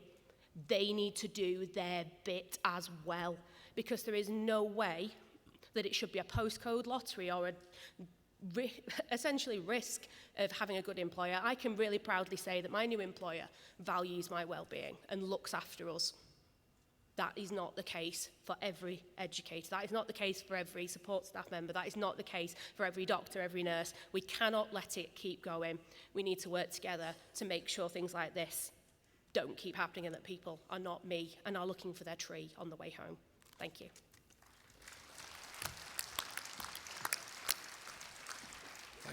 Thank you, delegates. Okay, I will move to the vote on motion 54. Will all those in favour please show? Thank you. Will all those against please show? Thank you, that's carried. I now call motion 55, NHS Buildings. The General Council support the motion to be moved by Royal College of Podiatry, seconded by the RCM. President Congress, Martin Furlong, Royal College of Podiatry, moving motion 55. And as somebody, it's a long time ago since I was able to say first-time speaker, it is really great seeing so many new speakers here and all doing really well. So thank you. So we wanted to raise what we think is an important issue that affects not just our NHS workers, but pretty much the fabric of the healthcare system. The buildings in which our dedicated NHS staff are expected to work. Those buildings that they work in should be sanctuaries of healing and safety, but for far too long they've been anything but. All of us have the right to operate in environments that are safe, secure and conducive to our health. But I have to tell you, in the NHS, this right is being systematically ignored. Our members on the front lines, the doctors, nurses, podiatrists, physios, midwives, the rest of them, I've apologised to any professions I didn't mention, are being asked to work in buildings that are simply not fit for purpose. This is not just a matter of being inconvenient for them, it's a matter of life and death and of safety and well-being. We have members working in buildings where asbestos is still present in the walls and ceilings. They tell us about the anxiety that gives them, knowing that this substance lingers in the air that they breathe, and yet despite repeated calls for its removal, managers continue to push it down the agenda, give priority lists due to lack of funding. These removal of things like that are there for people to save lives and not to risk their own. This is a reality for too many NHS workers, and it doesn't stop with asbestos. There's another looming threat, reinforced autoclaved aerated concrete, or RAC, and I'm glad I don't have to say that again. RAC is a material based in the construction, as you know, used in the construction industry and the building of many NHS and other public buildings in the 50s and 80s, and recent inspections have revealed that this material is not just outdated, it is dangerous. RAC is prone to collapse, into sudden collapses, and in some cases has been found in operating theatres, critical care units and maternity units. This is not a structural issue, it's a human issue. Our members in the NHS are putting their own health at risk to improve the health of others. This is just not acceptable. It's a cruel irony that those who dedicate their lives to caring for others are forced to work in environments that endanger their own well-being. We cannot ignore the promises made by the previous governments, the promises of new hospitals, of improved conditions, of a brighter future for our NHS. Unfortunately, these promises have proved to be nothing more than a mirage. The much-touted new hospitals turn out to be little more than reconfiguration of existing buildings, leaving NHS staff once again let down and left behind. It's time to end the false promises. It's time to acknowledge that our NHS workers deserve better. They deserve to work in buildings that are safe and secure and conducive to the incredible work they do every day. We cannot continue to ask them to put their own health at risk to others whilst trying to help others. It's not just a matter of fairness, it's a matter of justice. So we call on the TUC to work with affiliated unions to ensure that a proper programme of investment is started, a programme that will see our hospitals, clinics and GP practices finally made fit for purpose. We demand that the government stop cutting corners and start delivering on their promises. Our NHS workers deserve nothing less. So to close, I'd like you to imagine an NHS in the future where our staff can go to work without fear, where they can focus solely on providing the care and support that is best possible for patients, knowing that their own safety is guaranteed. That's the future we want to fight for, and it starts with us here today. So please support this motion and let us send a clear message that the time for empty promises is over. Now is the time for real, tangible action to ensure that our NHS buildings are fit for purpose and that our NHS workers are protected. I move the motion. Thank you. Thank you. Call it RCM to second, please.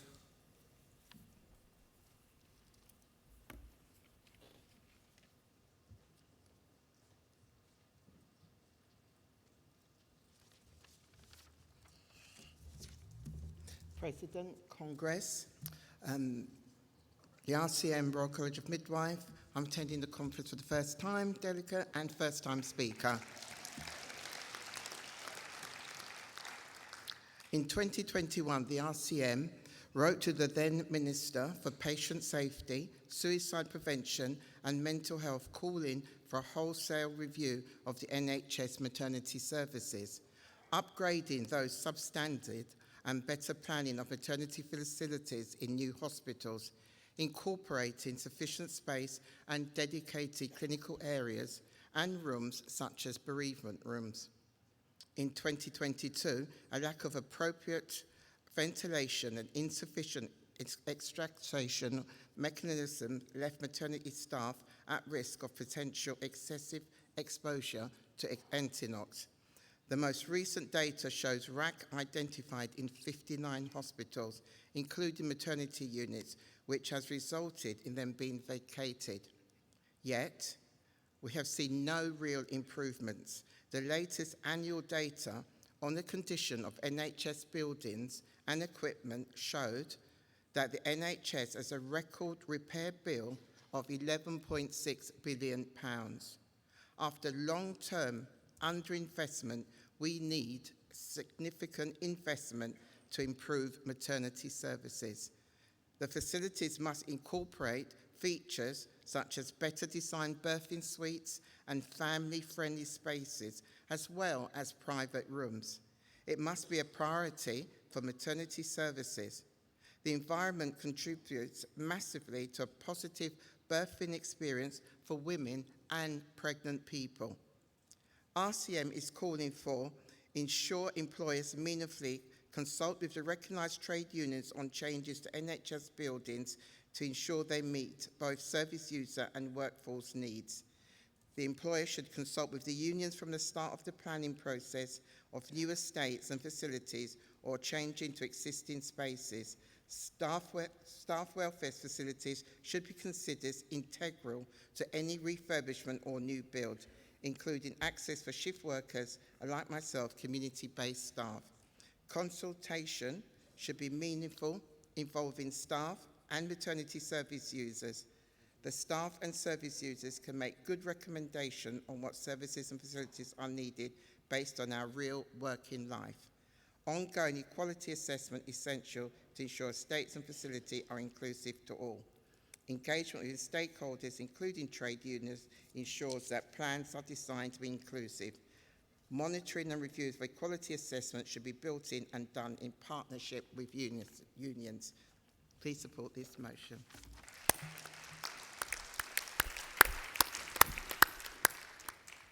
Thank you, speakers. I will move to the vote on motion 55. Will all those in favour please show? Thank you. Will all those against please show? Thank you. That carries.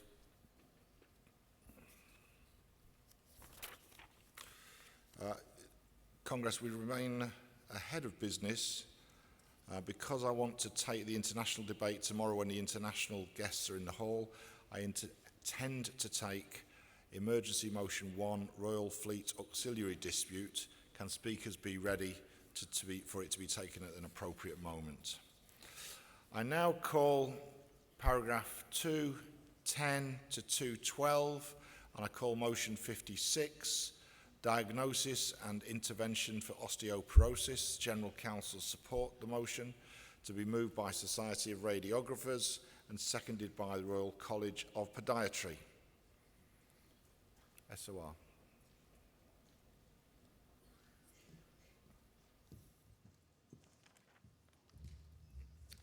President, Congress, my name's Rachel Nolan. I'm Vice President of the Society of Radiographers, first-time delegate and speaker. Osteoporosis is a silent disease because typically there are no symptoms until a fracture occurs. There are many causes of osteoporosis, including a part of aging. Osteoporosis is a condition that weakens bones, making them fragile and more likely to break. It develops slowly over several years. Typically, it affects females more than males, 78% to 22%, and at any one time there are 4 million sufferers. The most common fractures are in the wrist, hip, and spine. These can all cause debilitating symptoms and affect the quality of life. Spinal fractures in particular can cause long-term pain, often requiring intervention and pain management strategies. With an increasing ageing population, we need to invest in falls prevention and education in primary care to reduce the risk to this population of patients. Early diagnosis is paramount to reduce risks and related costs associated with patients with osteoporosis. For those deemed at risk, DEXA scans can identify early those already experiencing osteoporotic changes. The potential cost to the NHS can be in excess of £15,000 per individual for the emergency and subsequent recovery, including physiotherapy. For those who suffer a hip fracture, the real cost is to the person that has had their life turned upside down by this fracture. The quality of life following a hip fracture can be varied, but there can be problems performing usual activities, mobility, self-care, ongoing pain or discomfort, anxiety or depression. DEXA scans are performed by trained specialists where the bone density is assessed for strength. Early intervention can take place for those with a risk of developing osteoporosis. A scan typically takes 20 minutes and the tariff cost to the referrer is approximately £70, a small price to pay to help manage this disease. Unfortunately, there is a critical shortage of both trained specialists and equipment, impacting on patients and communities. There have been decades of underinvestment in growing diagnostic radiography capacity. Currently, there is only one specialist training centre in England for DEXA. Osteoporosis is detectable and can be treated effectively if found early. We have heard at this conference that more attention needs to be paid to keeping people well and preventing disease where we can. Measures in osteoporosis prevention, detection and treatment will transform the lives and well-being of millions of people. Congress therefore calls on the TUC to support World Osteoporosis Day on the 20th of October and other activities that raise awareness of the danger of falls and educating primary care leaders to the potential of DEXA-based services.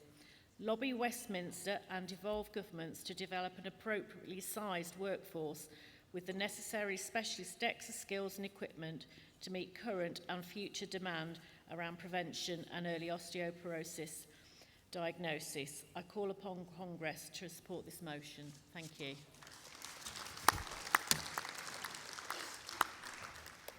Call the Royal College of Podiatry.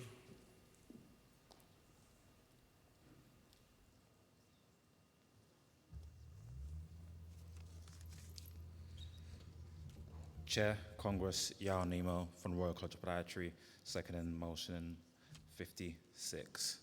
With an aging population, long-term health conditions will become more prevalent, one being osteoporosis, which is associated with the aging process. In the UK, 21% of women and 67% of men aged 50 years or more are estimated to have osteoporosis. Unfortunately, in most of these cases, it is not until this person has a full related fracture these individuals then going to have diagnostic scans such as DEXA scan to confirm the diagnosis of osteoporosis. They'll then go on to have long hospital stays and rehab. This no doubt has a psychological effect as their quality of life and mobility are impaired. Take, for instance, one of our service users who had a full and subsequent hip fracture. They went on to have a DEXA scan to confirm the osteoporosis diagnosis. They struggled for rehab for months, not being able to do things that they love. They were visibly frustrated and disheartened by what they were going through. Who would blame them? A long stay in hospital, multiple follow-up appointments, and lifelong changes. As of today, they still struggle with their mobility and daily activities. The frequency of injuries arising from falls would not be the case if full prevention, education, and early diagnosis were a key part of public services. This is why I strongly support this motion. We need to develop skilled individuals who have a specialist knowledge of DEXA scans. Further, we need to increase the visibility of this condition. This can be achieved by engaging with activities and events such as the World Osteoporosis Day on the 20th of October. These combined measures will in turn lead to early diagnosis, better management, reduced hospital stays, and quality of life for those with osteoporosis. I support this motion.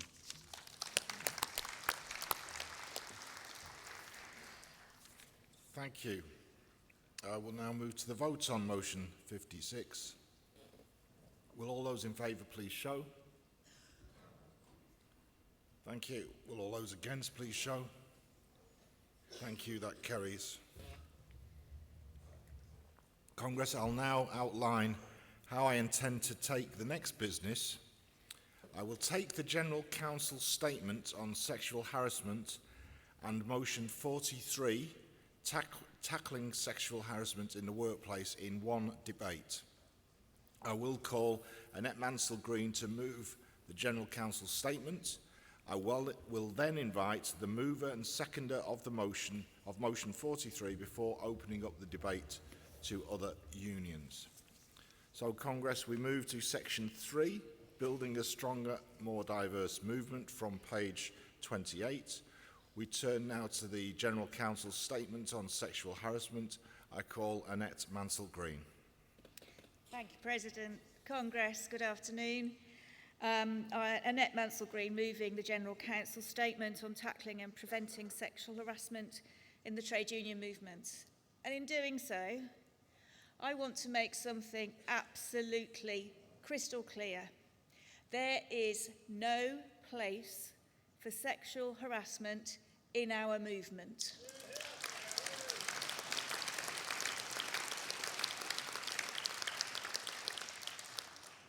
I hope you've all got and have read copies of the statement, and in a second I'll go through some of the main salient points contained within it. But just a little bit of background. So the executive of the TUC set up a working party in 2021 dedicated to dealing with this really serious issue. This was really as a result of a couple of very high-profile cases within affiliates of sexual harassment. And I'd like to use this opportunity to pay tribute to those sisters who were brave enough to speak up. Thank you. About the experiences that they endured and the resulting treatment that they suffered. We will not stand by and allow that to happen again. So the working party has been meeting now for a while and has done some very, very good work. So what we've done in addressing the change in culture that's necessary is to set up training. So there's been high-level training for trade union leaders, which the General Counsel and other senior leaders in the movement have undertaken, myself included, and that was excellent. We've run a Train the Trainers project, which is still rolling out. And an important part of the work that we've been doing is to put together this statement of commitment. Working within our democratic structures, we've developed this statement which sets out the principles and key actions, and I use this word deliberately, and it's in the statement, that all unions must commit to if we're going to tackle and prevent sexual harassment in our movement and show leadership in the wider world of work.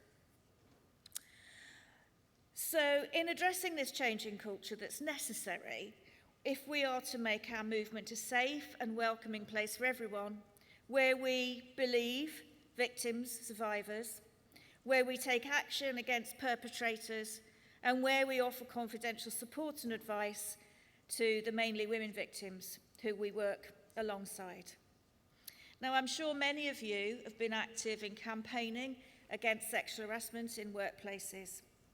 Many of you, including me, will have represented victims and, in some cases, perpetrators.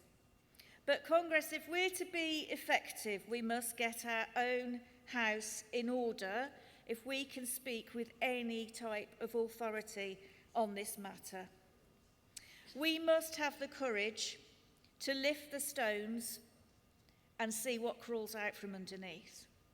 Now, I am aware, and I'm very proud, some of the members of the Working Party and other trade union leaders in this hall today have done just that. They've lifted up the stones and they've dealt with the consequences of what they found. And that has been uncomfortable. But sometimes if you want to make positive change for people, you have to go through a little bit of discomfort to get the results that you need. So, in moving the statement, I'm going to ask you, sign up to it and take the actions that are contained within it. We will have no NDAs. We will believe victim survivors.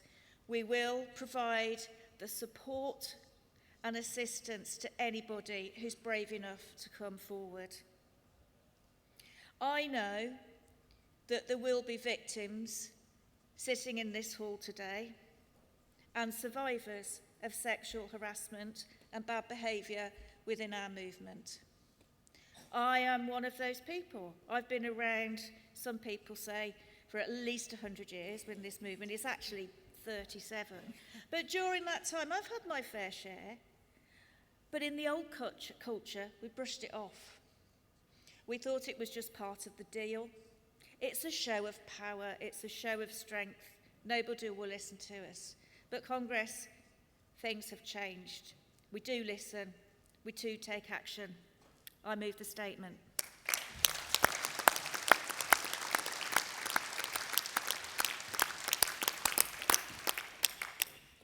Thanks, Annette.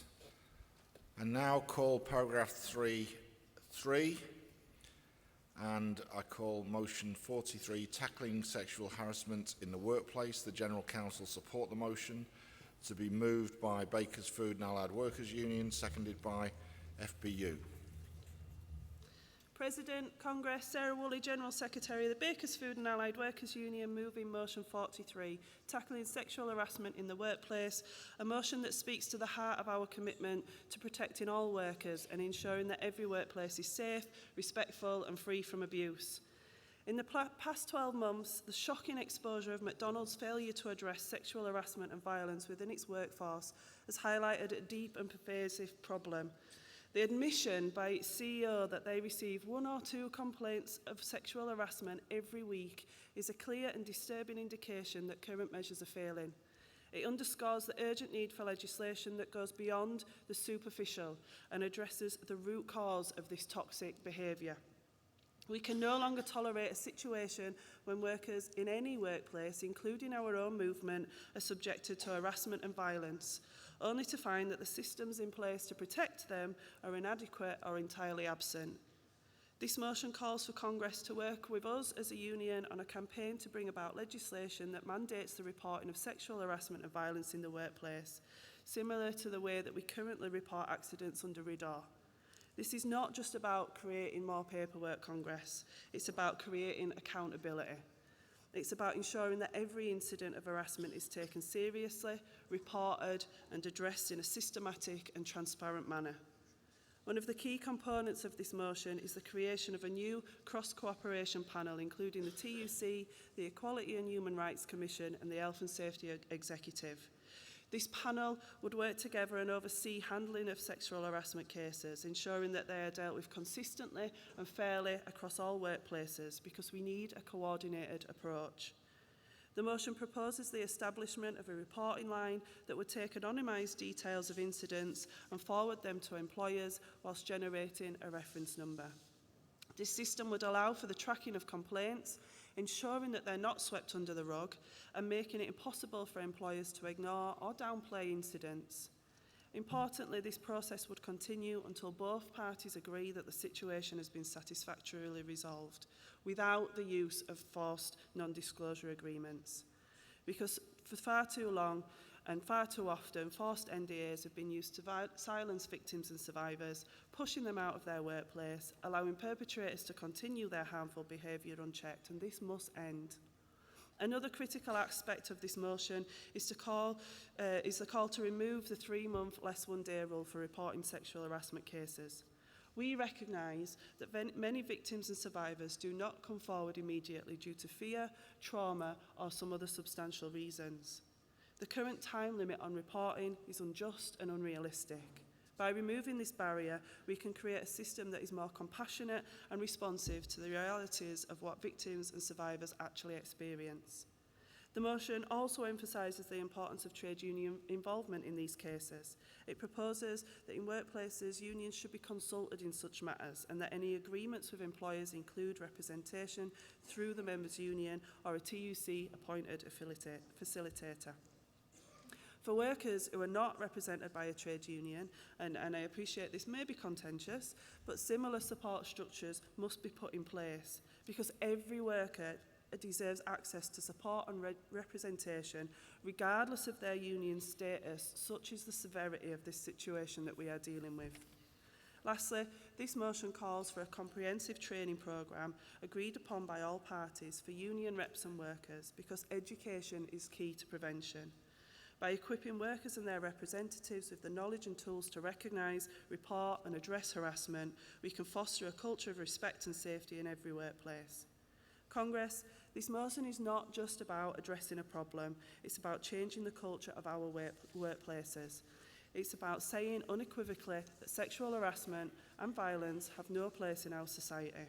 It's about ensuring that every single worker, regardless of sector or profession, can go to work without fear of abuse and with the confidence that should they be subjected to sexual harassment, that they will be believed, they will be supported, and their complaint will be taken seriously. I urge you to support this motion and commit to the fight against sexual harassment and violence in every workplace, including those within our work movement, because together we can and we must make our workplaces safer and more just for everyone. Please support. Thanks, Sarah. I call FBU to second.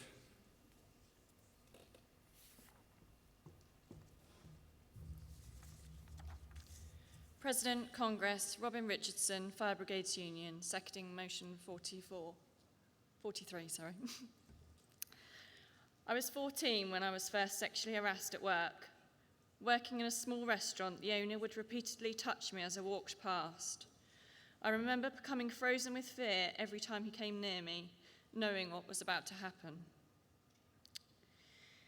10 years later, I started my career with the fire service, a respected profession where, naively perhaps, I thought that sexual harassment wouldn't exist. Oh, how wrong I was.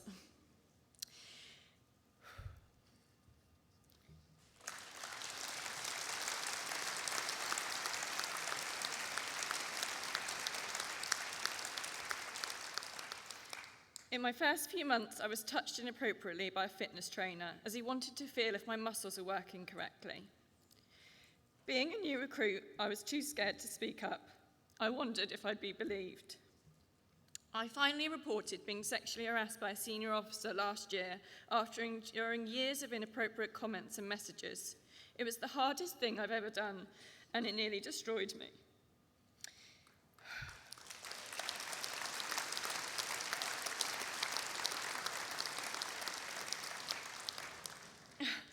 His defence was, it was my fault. I was dressed inappropriately. His union rep questioned me as to the validity of my claims because surely someone with my position within a union would have challenged this behaviour sooner. Sexual harassment is a trade union issue, and we need to ensure our own house is in order too.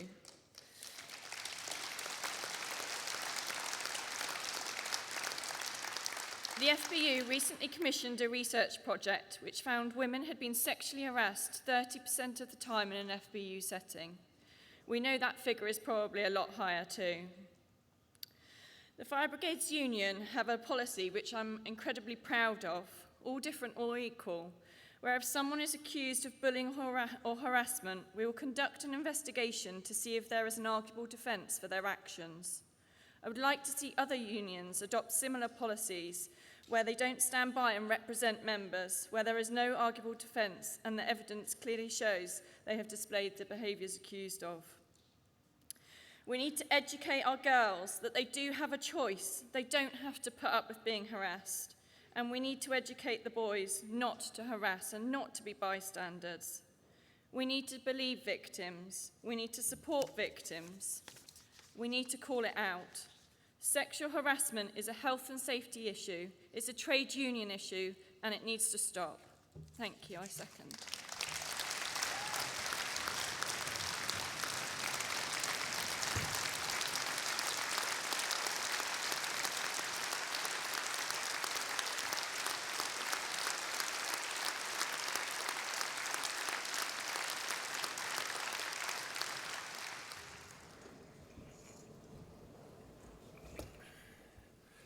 Right, we'll open that to contributions. First of all, I'll call Unite, to be followed by the NEU, then RMT, and then I'll have some others. Unite, please.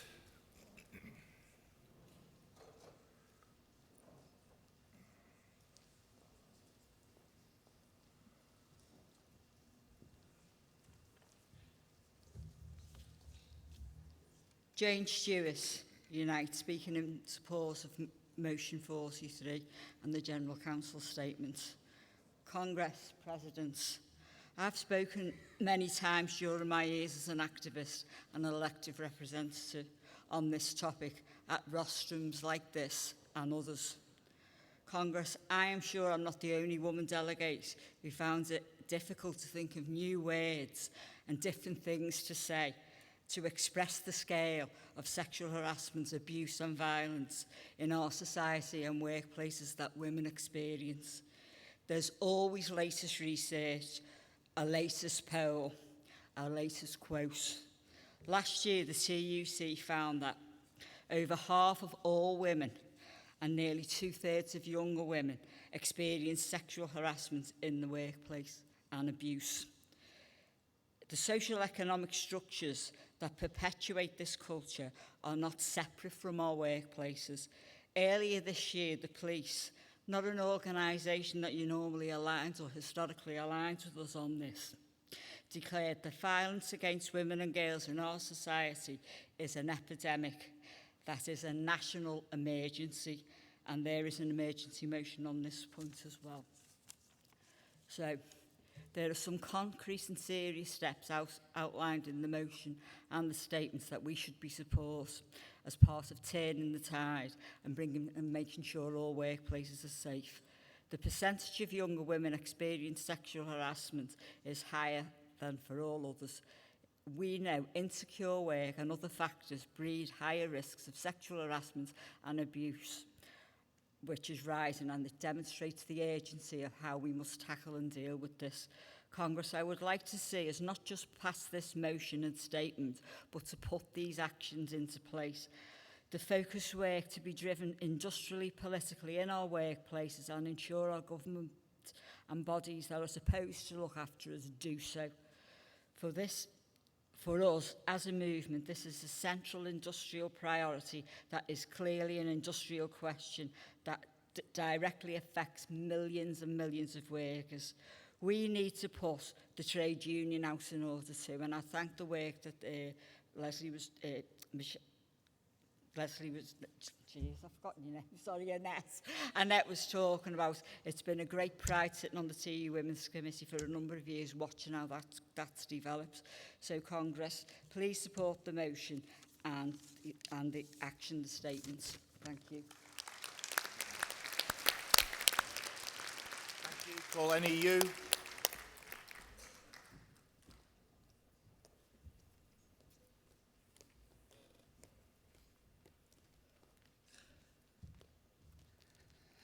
President, Congress.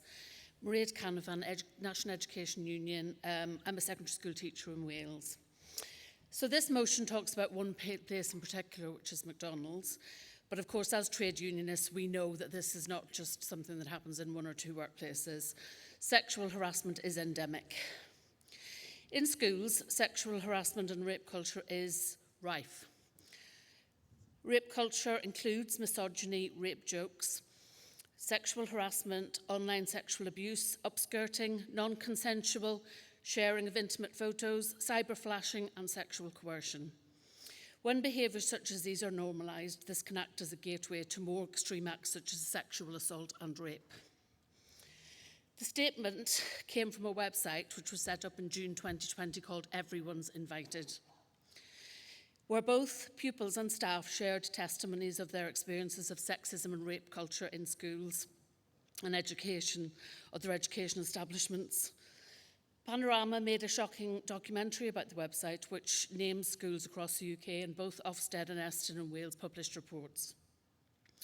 When this website and documentary appeared, Welsh Government also conducted an investigation, and the NEU, along with other unions, gave exhaustive evidence to the Senate's Children and Young People and Education Committee about our knowledge of sexual harassment in schools.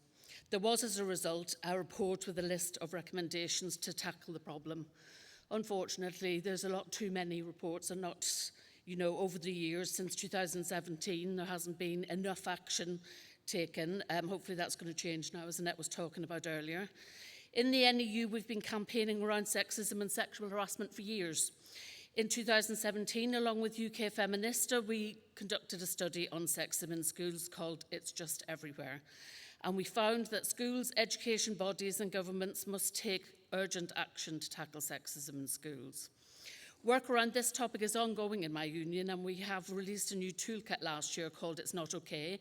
Our goal is to have schools across the UK asserting that it's time sexual harassment stopped and making a public commitment to that change.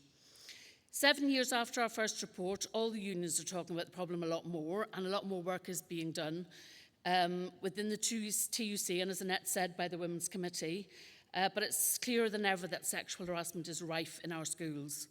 Almost a third of girls recently surveyed by the End Violence Against Women Coalition think schools would not take reports of sexual harassment seriously. And there's a clear indication of the need to transform the whole school culture, with nearly 60% of girls surveyed having heard teachers using sexist language. The call from young people is clear, with 80% of girls surveyed saying schools need to do more to tackle this and support young people's sex and relationships education. I look forward to a time when I don't have to get up and talk about this. I feel like every conference I get up and talk about sexual harassment, but as long as it's as bad as it is in schools, then I will get up and keep talking about it. And please do everything you can to support this motion. Thank you. I call RMT, then if I can ask to make sure UCU, NASUWT and GMB are in place to speak. RMT, please.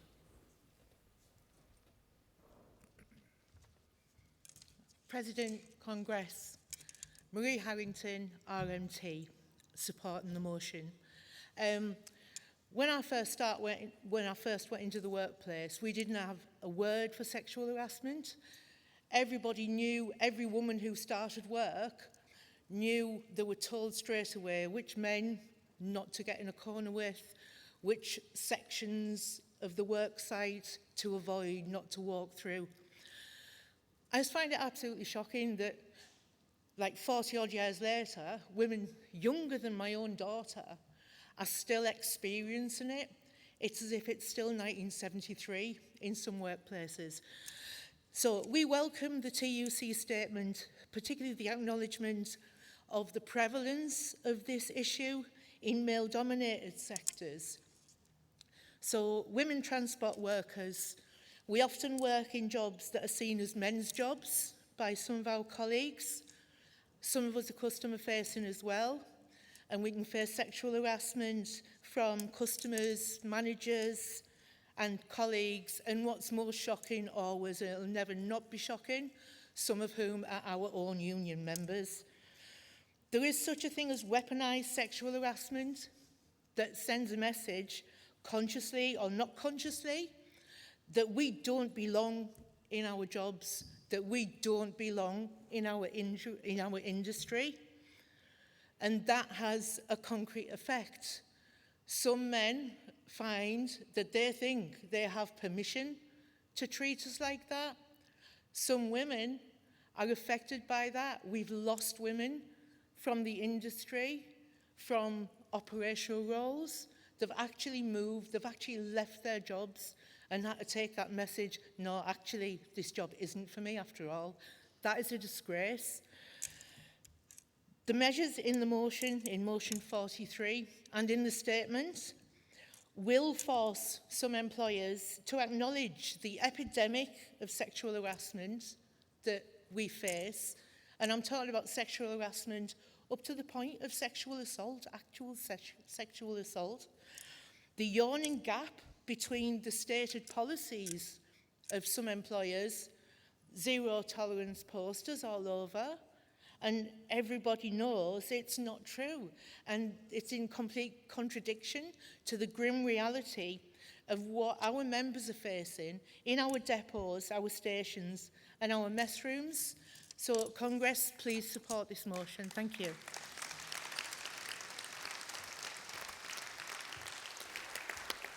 Thank you. I call UCU.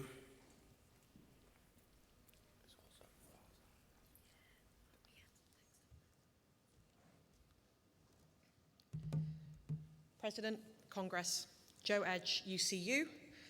I'm Women's Rep on our NEC. I'm really tired of still having these conversations, and I'd like to kind of echo what everybody's already said about this topic. We are really, really sick of coming up and sharing our personal stories and still coming up time and time again to talk about them in various forums. So we support this motion in UCU. We represent workers in post-16 education. Our members share the same issues. And in 2021, we did a survey of our members, and I'm just going to give you some stats because they're really quite revealing, and I think a lot of these stats speak to some of the wider issues that we've been talking about, transphobia, racism, hostile environment, because this is a very intersectional issue. But I think the one that really stuck out for me from these stats was that 70% of those who we surveyed who'd experienced direct sexual harassment experienced it as an ongoing pattern of behaviour, not a one-off incident. This is not something that tends to happen once.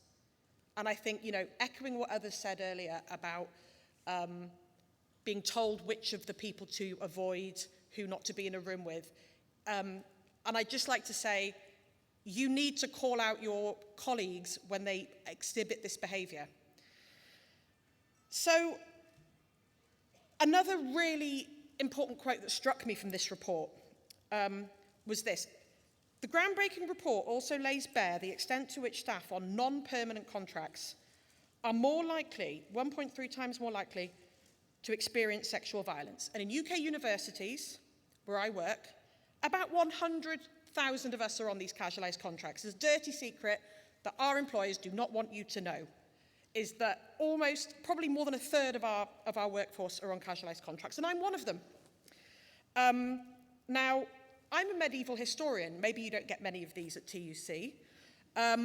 We heard earlier that some people have been asked to, pose naked as part of their jobs, and that's awful. I'm not one of those. That's not something that happens in medieval history. But Our sector is highly casualised and we move from place to place.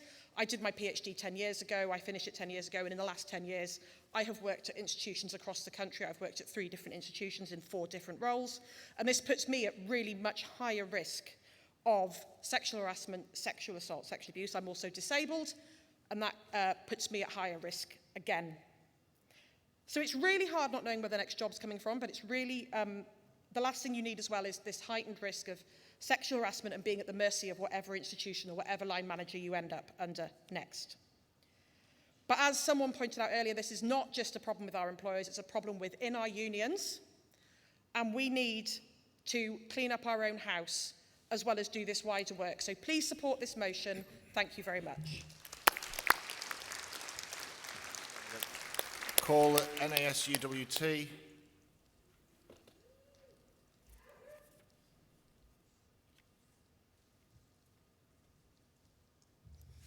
President, Congress, Kira Chan, NASUWT, the Teachers Union, first-time delegate, first-time speaker, and young member, young worker, in support of motion 43. Everyone deserves to feel safe in their workplace. There's an urgent need for further legislation to protect workers, especially when it comes to reporting of sexual harassment, abuse, and violence in the workplace.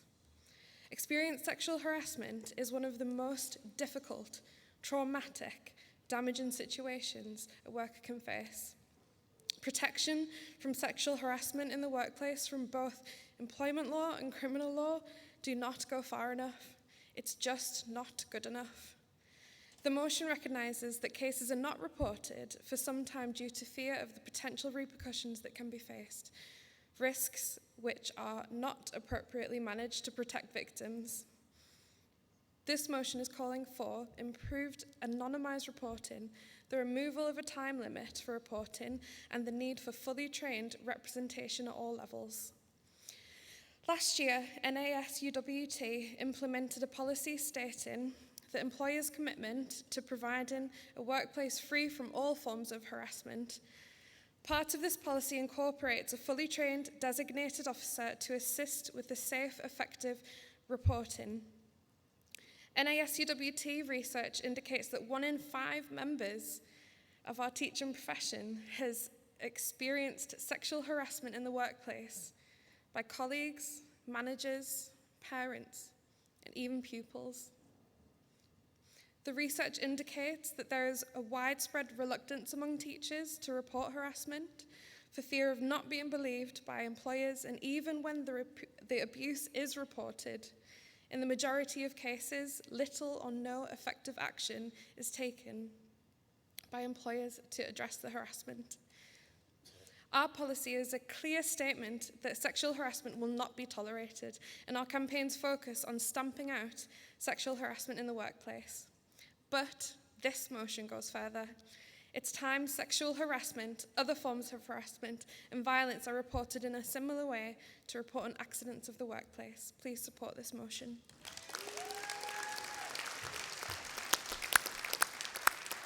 Thank you. I call Jim B.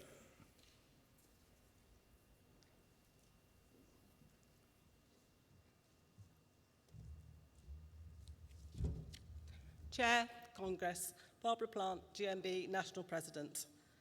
Lasting and real transformational culture change is difficult. It does take time to embed things, but it is a journey and a mission that we must work on every day. Congress, as a member of the Executive Committee that produced this statement, I know how seriously the TUC takes this subject. And as GMB President, I also have direct experience in facing such issues head-on.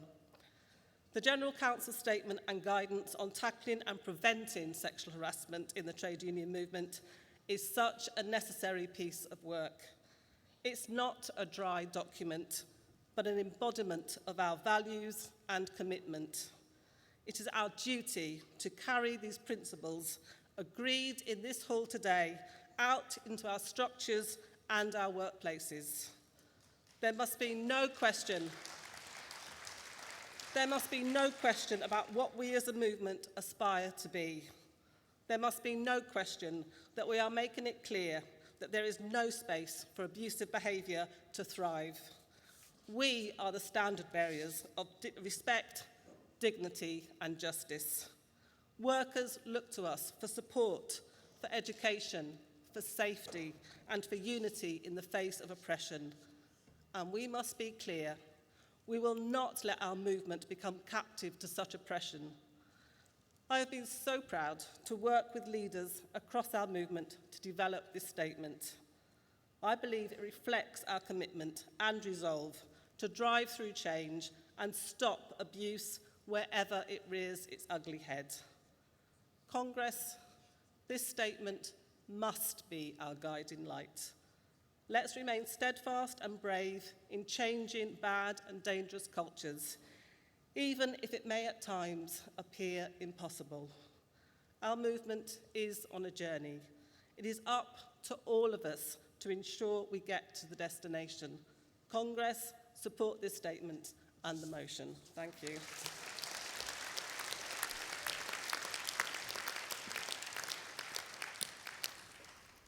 Thank everyone who spoke in that debate, a very important debate. I move to the vote on the General Council statement first. Will all those in favour please show? Thank you. Will all those against please show? That carries. I put motion 43 to the vote. Will all those in favour please show? Thank you. Will all those against please show? Thank you. That carries. I now call Emergency Motion 1, Royal Fleet Auxiliary Dispute. The General Council support the motion, to be moved by Nautilus International and seconded by RMT. Nautilus.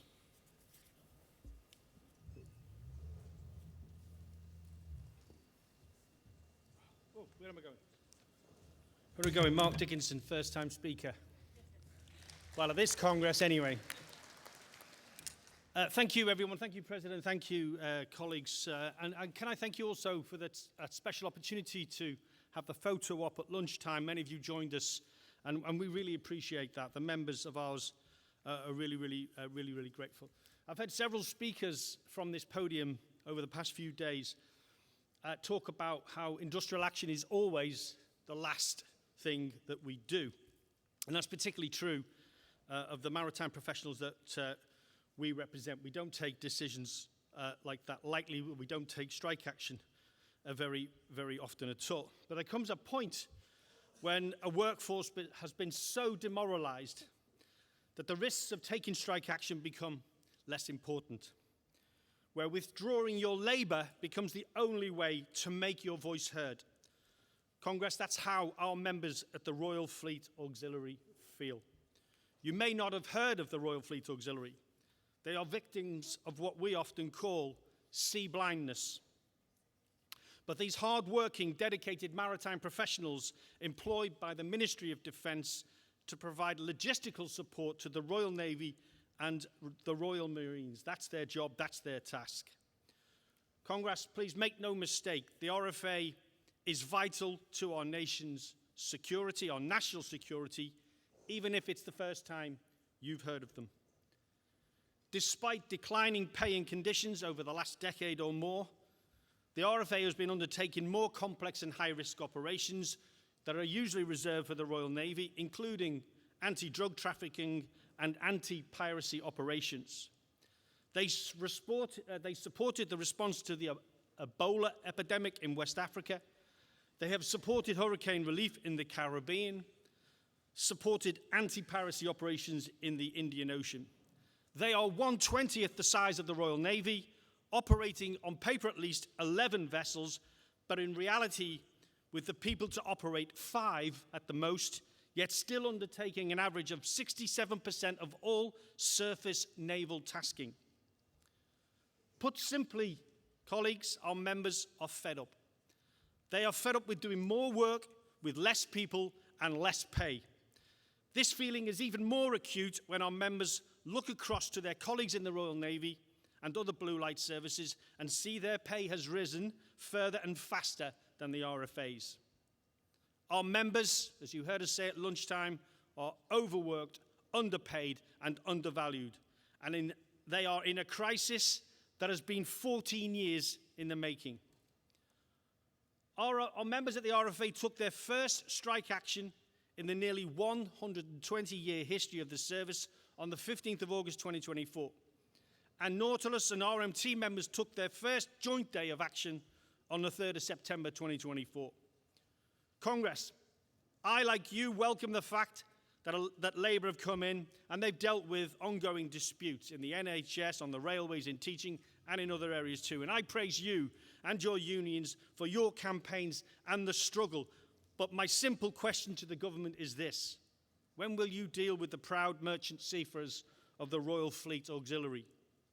To the government I say this: you're sending a message our members have received consistently since 2010, that we don't value you, we don't hear you, and we won't support you. And this is not good enough. Dither and delay is not good enough. Passing the buck between departments is not good enough. Endless discussions without a resolution is not good enough. I've lost count how many admirals and ministers that Mick and I have met together over the past few weeks. It's time for the government to put a credible offer on the table that reflects the real term pay cut of the last 14 years and recognises the crucial role of the RFA. It's time for the government to get the RFA back on a sustainable footing and bring this dispute to an end so our members can get back to doing the jobs that they love. Until that time, we will continue to take industrial action. And I ask you, Congress, to stand in solidarity with us and our friends at the RMT. Join us on the pickets and demos for our next round of strikes, which begins on the 20th of September onwards. Congress, we need your strength. We need your solidarity. Support the motion. Fair pay for the RFA. Thank you.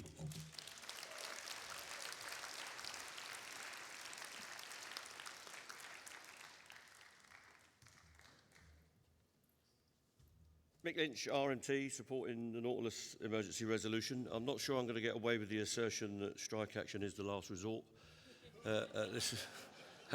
in this meeting. Our members in the RFA have already taken 5 days of strike action, and it's taken place all over the globe. We've had people on strike in Singapore, in Australia, Cyprus, even Diego Garcia, and ultimately the sacrifice having to go on strike in Birkenhead, Paul. I don't know what that was like. And our thanks go out to the GMB and Unite members at Birkenhead who stood with us on those picket lines and brought that dock to a halt. So our message is simple. Mark summed it all up. All of our members are really, really alienated from their employer, an employer that they love. It's a lifestyle that they undertake. It's not a normal day job. Our members go to sea sometimes for a minimum of 4 months, and that can be extended almost indefinitely. And they're away from their families, away from Wi-Fi, away from any contact, and often in perilous conditions. And their pay has been eroded. And you all know the reasons for that. We've all been talking about it. Public sector pay suppression has affected RFA seafarers. They've fallen behind all the blue light emergency services, including the police. They've fallen behind even the military themselves over the last few years, and that's got to be changed. Now, we've convinced the government of their case. Everyone knows who's around the table that we need a recalibration of the pay rates, essentially. We need a completely new pay structure and better reward for our people. But we can't get an answer. As Mark said, I've met 3 Rear Admirals in the last 8 weeks. I've come to the conclusion that there are far more Rear Admirals than there are vessels in the Royal Navy, because they all seem to be sitting around in the Ministry of Defence in Whitehall polishing their brass, but not getting on with the job. So they're frustrated as well, I've got to be honest. Everyone is frustrated about the lack of progress. And Paul, I put this to you another way the other day, and I'm not going to use that again. But in the middle of this resolution, halfway down, it says, in light of this action, TUC to exert its influence and pressure on the government. We've tried everything we can. We're in contact with secretaries of state, all of the ministers in the Ministry of Defence, and very senior people as officers and even serving senior officers in the Royal Navy. We've got to get some outcome. We've got to get some product and output from the government.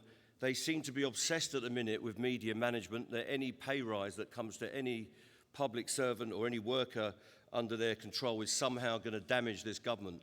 Well, it won't. What's damaging the Royal Navy, the Royal Marines and the Royal Fleet Auxiliary is the fact that people are leaving in droves and they can't get the vessels that we pay for to sea to provide the service that we've got. So please, Paul, use your magic.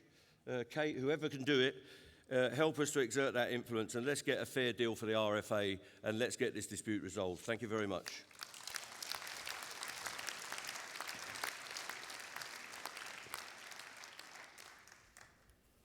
Okay, I will move to the vote on that emergency motion. Will all those in favour please show?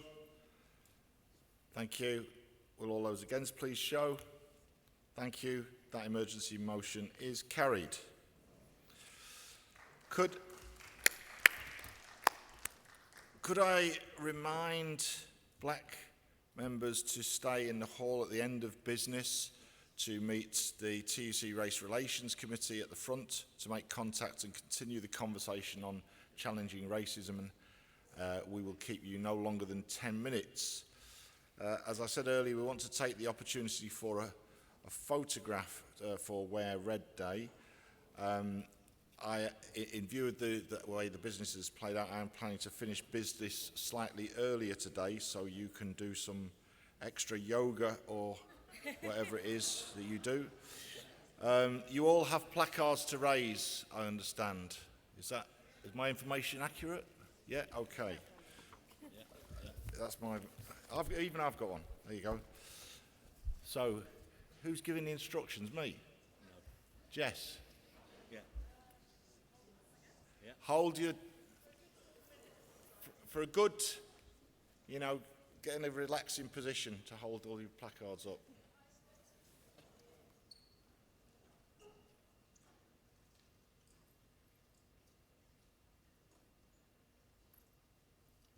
Ben Selby, hold it higher, please.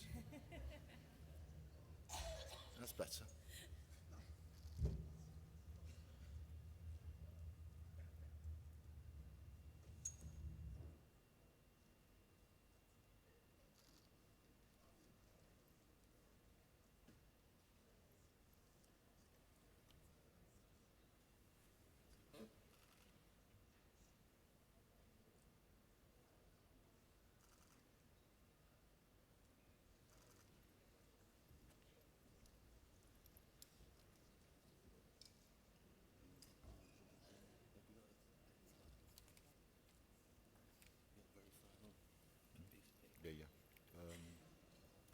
I have a very fine bit of paper. Have I done all this? Thank you, and I believe you are asked to take those and use them in your workplaces, so please do that. Okay, Congress, that concludes this afternoon's business. May I remind delegates... Everyone seems happy enough. We can stay a bit longer. Best chair ever. May I remind, before you go, may I remind delegates that there are various meetings taking place this evening. Details of all meetings can be found from page 38 in the Congress Guide. And for the latest updates, do please check the fringe listings on the TUC website. Congress is now adjourned until 9:30 tomorrow morning. Have a good evening.